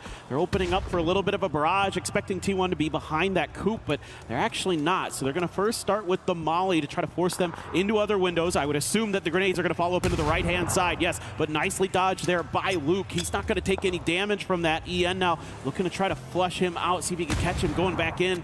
Cooks the grenade well, but again, Luke, very nicely done to avoid any damage. Just a full push. You can see the Team Liquid was hoping maybe they could stall this out enough that the third party could come in. Not going to find much, but Cowboy does get the knock on one. Type instantly lands back over here. Assist, and of course, it's going to be Heather that gets the last, killing it all. T1 finds 7 kills already, but it is now Gen G's turn. As it is time to fight up in the northeast. This isn't even near the circle. Vitality just pouncing on this as well. Yeah, Gam gets in here. They're going to get dealt with. Salute with a P90. Thinking about trying to stick the res, but those sound cues going to be oh so important. The grenades up and over the top, not finding anything. Salute finds one. That's Gedrock's down, looking for a little bit more, using the safety of these crates to try to hide. P90 in hand, goes around the outside, finds another, but he gets lit up. Yeah, the hunt is now on. Quizzy going to be leading the path around the side. Can he get another knock? No, Gen G gets eliminated. Vitality plays it fast and furious. They still need to get into the circle, though, but managed to find some kills of their own, sitting at 7, and a climb coming up for them. VP's got a great position in this new circle, as Falcons now also going to be touching the safety of the circle, but it's going to be very close to a 2-2 split coming up from Shadow. I like this from Falcons. You're going to be pretty safe underneath this hillside. There's not a ton that Shadow can do about it. My real question is how much angle does Na'Vi have into this? Probably not much, given that, again, everything kind of uphill in front of Falcons. So you're at least going to be able to find some level of safety here, depending on how much the next circle hard shifts. You will have to do some driving potentially, but maybe you can find that pick onto Shadow Esports and make that aggressive maneuver. As we can see on the map, there's a big 2-2 split. Oh, Quizzy, no. Oh, no. And they can't Come really pick him up, guys. I mean, it's pretty far away. VP's taking those shots from, I don't know, probably like 500 meters away, so maybe Quizzy can get over there in time.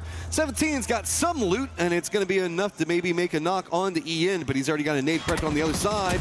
Ian's got to just go ahead and reinforce this position again. They keep trying to go down to that hillside they were playing before, but squad upon squad just crashes into this point, and they'll take the kills every single time. T1 might lose EN here, and that wouldn't be the end of the world. Grenade around the corner. Wenbo had moved to the other side, so he's not going to take any damage. There isn't much heals, isn't much to work with for this beat up, called back in 17 squad. Type finds one. This might just be more points going to T1. Oh, what a spray from Wenbo with the MP5. I mean, 17 needed that. It just wasn't finding anything. Heather's still going to have an idea on what's happening with the pusher on the other side of all of this. Couple of flashes going to come out. Good play. Peeks around the other side of it. Heather just finds it yet again. Every single time it feels like there's a problem for T1. Heather solves it. Dude, he is so good. That was a perfectly placed stun, and that nullified that pumped shotgun, and it's going to put that into the hands of T1. There is Duckmai looming on the edge of this fight. He might have a role to play in this. Type might be in trouble. The longer he stays out there, the more likely he is to die to a backstab from Duckmai, but Duckmai isn't really looking into this just now. Wenbo, I don't think he has any health left to use to heal up. He's just on a sliver, and that should be it. There you go. Okay, well, 17 tries to rally something back together and instantly gets punished on it. T1 still knows that the hillside that they've been kind of bouncing back and forth between is going to be open behind them. They should feel good with that. Duckmai's got to make a run of his own. Vitality needs to get in the circle. Nothing going to feel good about it. Twisted, how on earth do you get around Na'Vi to get into a circle that's going to have Falcons to the south and VP defending it all? Yeah, this is really nice for Falcons. They're able to just quietly backfill Shadow Esports as they finally group up into 4. Shadow going to be making another deep run into this one. 3-1 split in the current circle. They've got a nice compound. Should find themselves some pretty good placement points at the very least. Vitality, one of those teams on the outside, but I think they're going to have to just kind of fight their way through AGL to get a spot in. Oh, Twisted. This rotate doesn't feel good. There's one down. A lot of damage onto the rest. It's going to be now Falcons getting a piece. Other side of it, Perfectic's nowhere to go. Batulins isn't over here. Expecting this to go bad, he stayed behind, but now he's all by his lonesome and back to Snake Life. Yeah, this one's going to be frustrating for Twisted. Right now, it's a donut in the game for them. There just isn't a lot they can do. Hakatori has the M24. I'd love to see him pop off a bit with that. Nixie tries to go out there and claim a little bit of prize that he's going to pay.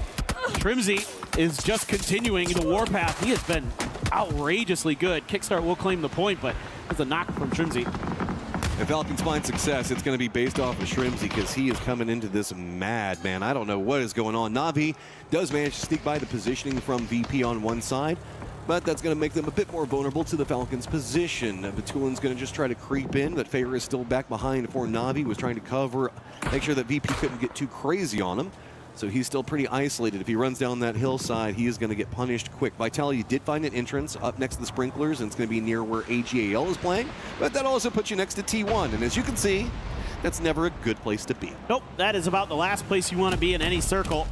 Right now, this team, look at this. They're a man down, and they're still happy to try to take a fight. I mean, they had some room to play with to try to play it safe, but that's not going to be the name of their game. That molly right in front of the T1 player spaces. The mortars coming through, trying to find that flush. Hello, my bad. Has that P90 that he picked up off of Salute's body. Good blue zone, and he's going to run out of the blue zone grenade. Has to go for that first aid. AGL looks like they want to get a bit more of what's going on, but they do spot out the 2-1, so that's going to be twisted now down. Now Heather does get knocked. It's going to be ducked by the sneaky snake back behind all of this. The solo trying to get involved. Circle pops away, and it goes right to Shadow Esports. So the firefighting on the hillside is going to start popping off as now Falcons have to push into, well, actually Navi has to push into Falcons.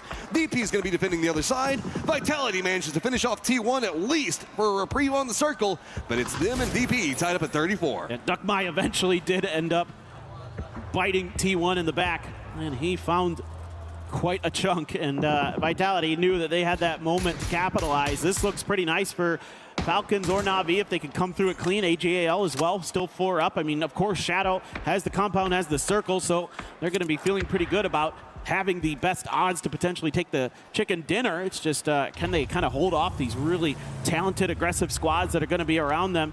Car's on kind of an awkward slope there. It's going to be tough to drive it up the hill for Falcons. They're just trying to keep Navi at bay. Nobody can really go into the circle easy from the east either. AGL's up on the top of it. These squads know that they need to fight, try to find some kills over here because it's pretty much a kind of a sprinkler field due east on the circle. So fight if you can find it, and it stalled out any form of movement. VP is still also stuck, kind of just got their duo up looking at the warehouse and what's going to be going on over there. So couple of shots coming up. Oh, AGL destroyed, does get the knock on to Beamy. That's going to stall out everything even more. If anything, though, this is really big for Vitality because they've got way more breathing room up into the north. They're kind of containing anyone's legend who's trying to contain VP, but Corexy, so few options. He's just going to try to send it, use the opportunity of this firefight going on between Navi as well as Falcons. And oh, Hakatori just drops it right on to Shrimsy. Kickstart gets 2, though, in retaliation. What a hold, and he's got a Panzer behind this. He's looking to get the player. He does some damage, tickles the ankles, and takes another one down. Kickstart right back to it, gets behind the coop, claims some more points. Just going to be, is this grenade going to be well cooked? Kickstart senses it coming, gets down just in time to avoid dying, and Kickstart takes them all down. Gets it in the end, but he still has to run up. He's already weakened. Right as soon as he peaks the top of that hill, it is going to get punished fast. Other side of the world, you can see it is Vitality starting to jockey up against anyone's legend. Anyone's legend just trying to fight their way into the circle, but it's going to be a great setup firing line and a mortar from Hello My Bad, waiting and holding everybody into position. That's the job of this duo. Keep them contained, mark it up, and can Hello My Bad drop the boom on them? Let's see. Yes, he can. He got Hemas. He took down the biggest danger that AGL will bring to bear. Almost gets another one of the Salalzi. Oh, my word. Delwyn getting tagged up. I think that was the P90 from Hello My Bad there. So everything crumbling. Shadow's flanking on this one. They see an opportunity to take control over the game. It's Jexy. He hits the shots on the Hello My Bad. The mortar now down. Picks the other side. Vitality is eliminated. Shadow coming alive, but they've got to fight up against anyone's legend. I don't think Kit can get back into the circle. He's just trying to heal through this as best as he can, but it's not going to be too much longer before he succumbs to that blue damage. Meanwhile, a pause in the fight. AGAL back up to 4 strong despite significant damage dealt by the side of Vitality, who'll go down in 3rd. A great timing there from Shadow, though. Knew they needed to get active, and better late than never. This is 7th and 8th place, respectively. Would not have expected that on the start of the day as Shadow and Anyone's Legend. Now, Anyone's Legend have to fight their way into this circle. Kamal's doing a good job on keeping control over that hills, the field side of all of this, while the other 3 are keeping control over the hill. AGAL has a firing line that we know can just absolutely demolish teams, and they might be leaning into it. It's just going to be 3 inside of a car, tail end back behind that, try to jump over this hill on the other side, run down the field, take that southern position. Kamal's going to have all the pressure instantly put back onto him. No clean sight lines popping yet. Kamal's continue to defend as though AGAL just steals this, runs right up into their face, and takes it away from him. It's a really nice read here by AGAL, realizing that Shadow had pushed out with quite a few players, so that means that this compound was going to be weak, if not completely wide open, and they're going to capitalize on that. So immediately Shadow has to reinforce this. They can't give up the longhouse cover to AGAL for free, so they are going to challenge it. Molly on the outside, not really going to do much there. Goes a little bit too deep to cover the doorway, so AGAL able to take their half of the longhouse. They're back up against the blue zone again. At least they got into it, found a way to navigate this pretty clean. It was a good read on how to hold the circle. You did a great job on explaining through all of it. But Kamals has got to be the guy that keeps the contain, opens the opportunity. Setsuna gets a nade on Imas. That's going to feel great. Hansi gets one as well. So now AGAL, after a great rotate, in some trouble, but notice Delwin's position. He's playing the other side of the rocks. Can he find a good angle? Yes! Does get the knock on Jexi, and is pulling all the aggro down to himself. Finds another one onto Hansi. It's a good start here, and it's a good one for Setsuna again. Gonna claim another, and Shadow has 2 players up. AGAL just Solalzi destroy. Sticking the res. Looks like he's going to be afforded the time, but the problem is while you do this, that means Shadow is also going to have the time to go for the reses themselves. That's a great initial util barrage from Shadow. Had the blue zones to force players into positions where the frags could connect onto the backside. Really nicely done by them. Can they capitalize? Can they close this game out? Setsuna had a couple of clutch moments whenever it was needed. Can he find another one? Hansi already gets the information, knows where Solalzi is, tries to deny out the high ground in that position right on top of him. Is it going to give him enough space? Kamals has got the highest of high ground in all of this. Here's the footsteps and is feeding the information over to his teammates so that way they know exactly where he's going to be positioned at, knows the fact that he's got Destroy right underneath of him one side of this. Has to be careful. Solalzi one side of it. Going to get a little bit of aggro thrown his way. So control right now still favoring Shadow, but AGAL has to figure out how they want to navigate this longhouse. Is Destroy not going to be inside this new circle yet, and Kamal's on top of him, knows every movement that's going on. Yeah, I mean, now it's just a waiting game. You know, Shadow should just be able to kind of hold the line here one way or another. Even if you lose Hansi in this situation, you should be okay with Jexi and Setsuna's position. Just going to come down to the shots, and you know, we know AGAL, they're capable. No Himas here, but still Destroy Solalzi very, very good in their own right. I think that Destroy just found a helmet. I didn't see it on a second ago. I'm not for certain, but have to see is there might have been a peek that Kamals could have gone for. I wouldn't be surprised if probably his head's been hit a few times given the position of Kamals, and this is full contained. Destroy just trying to play this slow. See if he can sneak up, but Kamals isn't going to let it happen. The shoddy, though, could be big flash. Throwing off the timing. Looks like Hansi's going to find something. Kamals does get the knock. That's going to open up the longhouse, and it is just Solalzi as the solo. Oh, Kamal's just going to go in there, make sure he's got the point, immediately runs away, realize he might be in a bad fight, don't want to give any extra over to AGAL if they can so help it. And there you go, Shadow Esports going to take the chicken dinner on Miramar. Slow and steady wins the race inside that one. Shadow Esports finds a victory and continues to climb up the leaderboard. Underdog story not done yet. I mean, they played, you know, a very good, cautious, thought-out game. It's not as explosive as your T1s, as your Myths, but man, oh man, get them into the late game and they're going to make some good moves and they make some good reads. Yeah, sure, some circle luck, but they play it well. Other side of that, anyone's legend, respect on that rotate. They read exactly the position that was coming up from Shadow and how they were going for it. Love the drums coming out for the Shadow fans out there. But really what kind of stood out to me with AGAL was that Delwin position where he moved over to the rocks to try to grab as much aggression as many of the players to move away from the compound to open it up for his teammates. That's such a smart play. Yeah, I mean, I think AGAL played this about as well as they could have, given their, you know, disadvantageous position in the circle, recognizing where, you know, Shadow had given up some space that they could make the rotate through, but, you know, Shadow as well, quick to make their counter moves, decisive when they needed to be, in the heat of the moment, reaching out to thwart Vitality from really, you know, potentially taking out AGAL pretty cleanly and potentially winning the game. And Kamal's had two different ways he could play that. Remember, he was the defensive guy. Let's listen in real quick. Let's go! That one feels good for him. All right, so remember Kamals was holding down the compound and the rotate from AGL happened there. Yeah. But he would have also had the information that that was a ton of people. He could have gone for a couple of peeks, maybe taken a couple of shots. But if he went down there, the longhouse would have been instantly surrendered. that would have made everything so much harder for Shadow. So instead, he went for a more defensive play, went back into the high ground up on top of the longhouse, and let everybody sweep down in right underneath of him. So, I mean, a lot of great strategy to come into a really crazy set of hardships as we've got to get everything set up, move into our next game because, man, it has just been popping off today.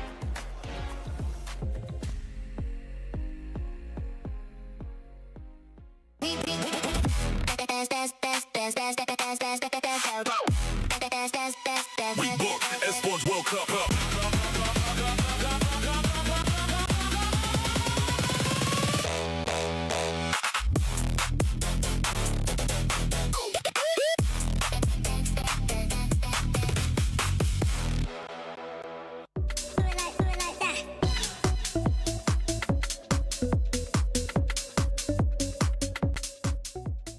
He can come in here and play my game. He knows nothing but go! Tyler Wine, you're done.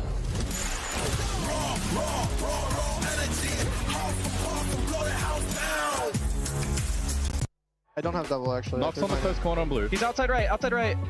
Third, flush.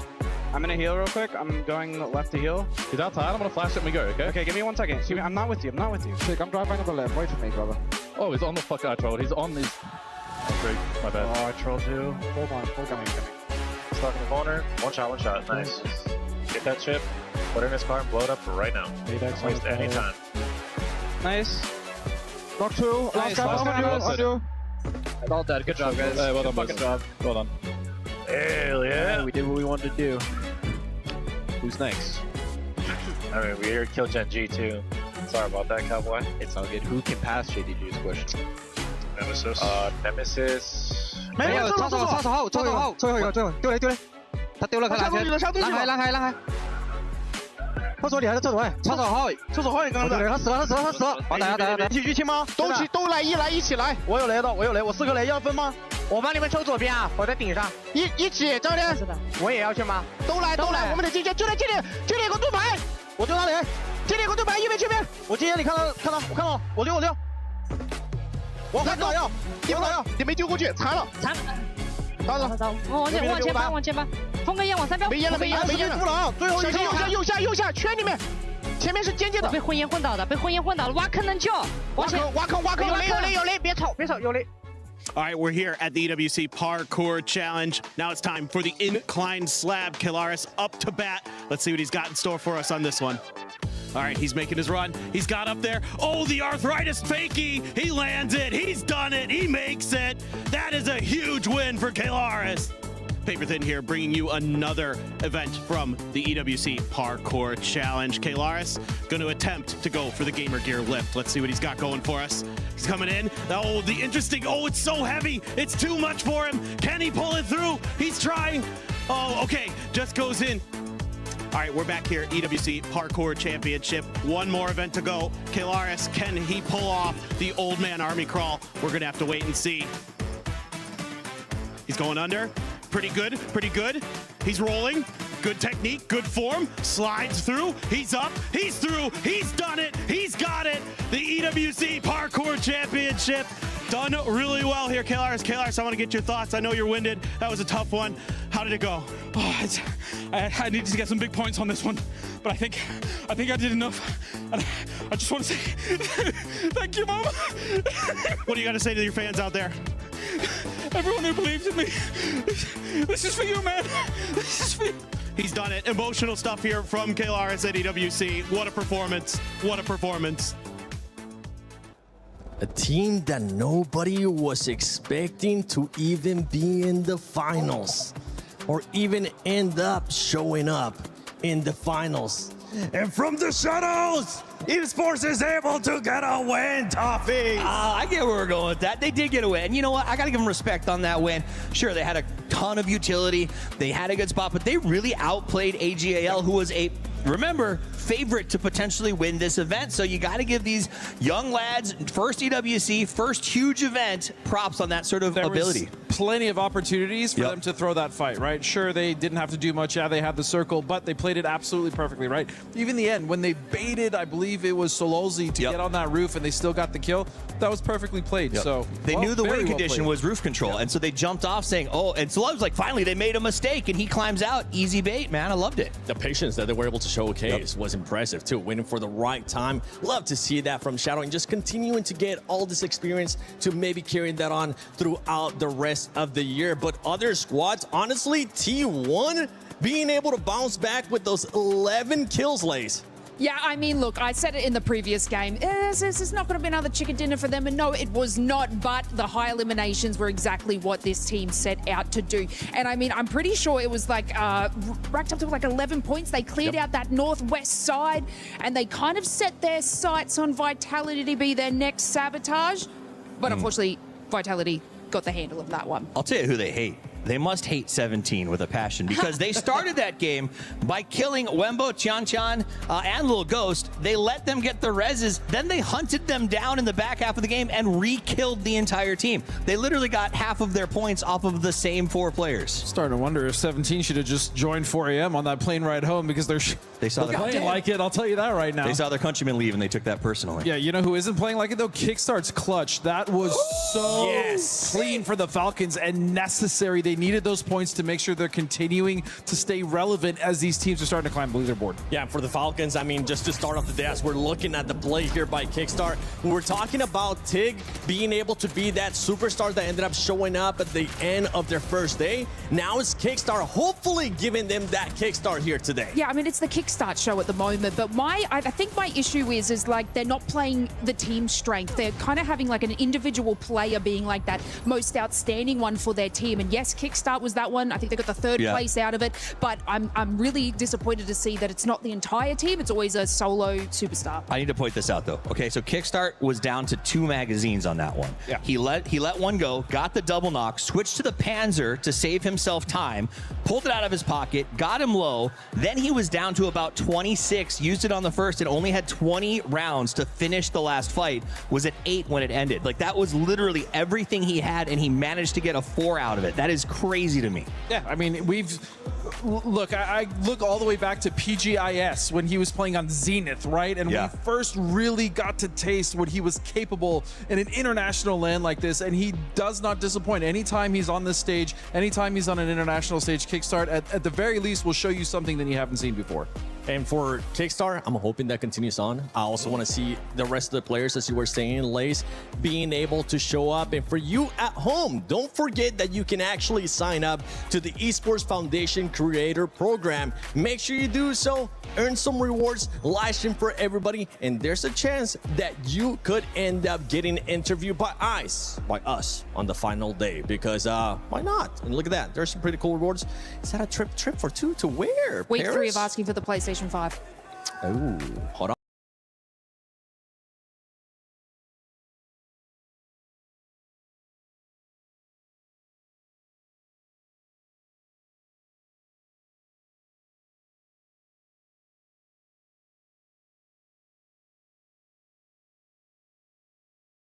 Creator Program. Talking about some squads that we were expecting to come in quite heavy today. Myth, I'm not gonna lie, Myth has kind of been a little bit disappointing to me today. Look, I wouldn't say too much disappointing. It was kind of like a great start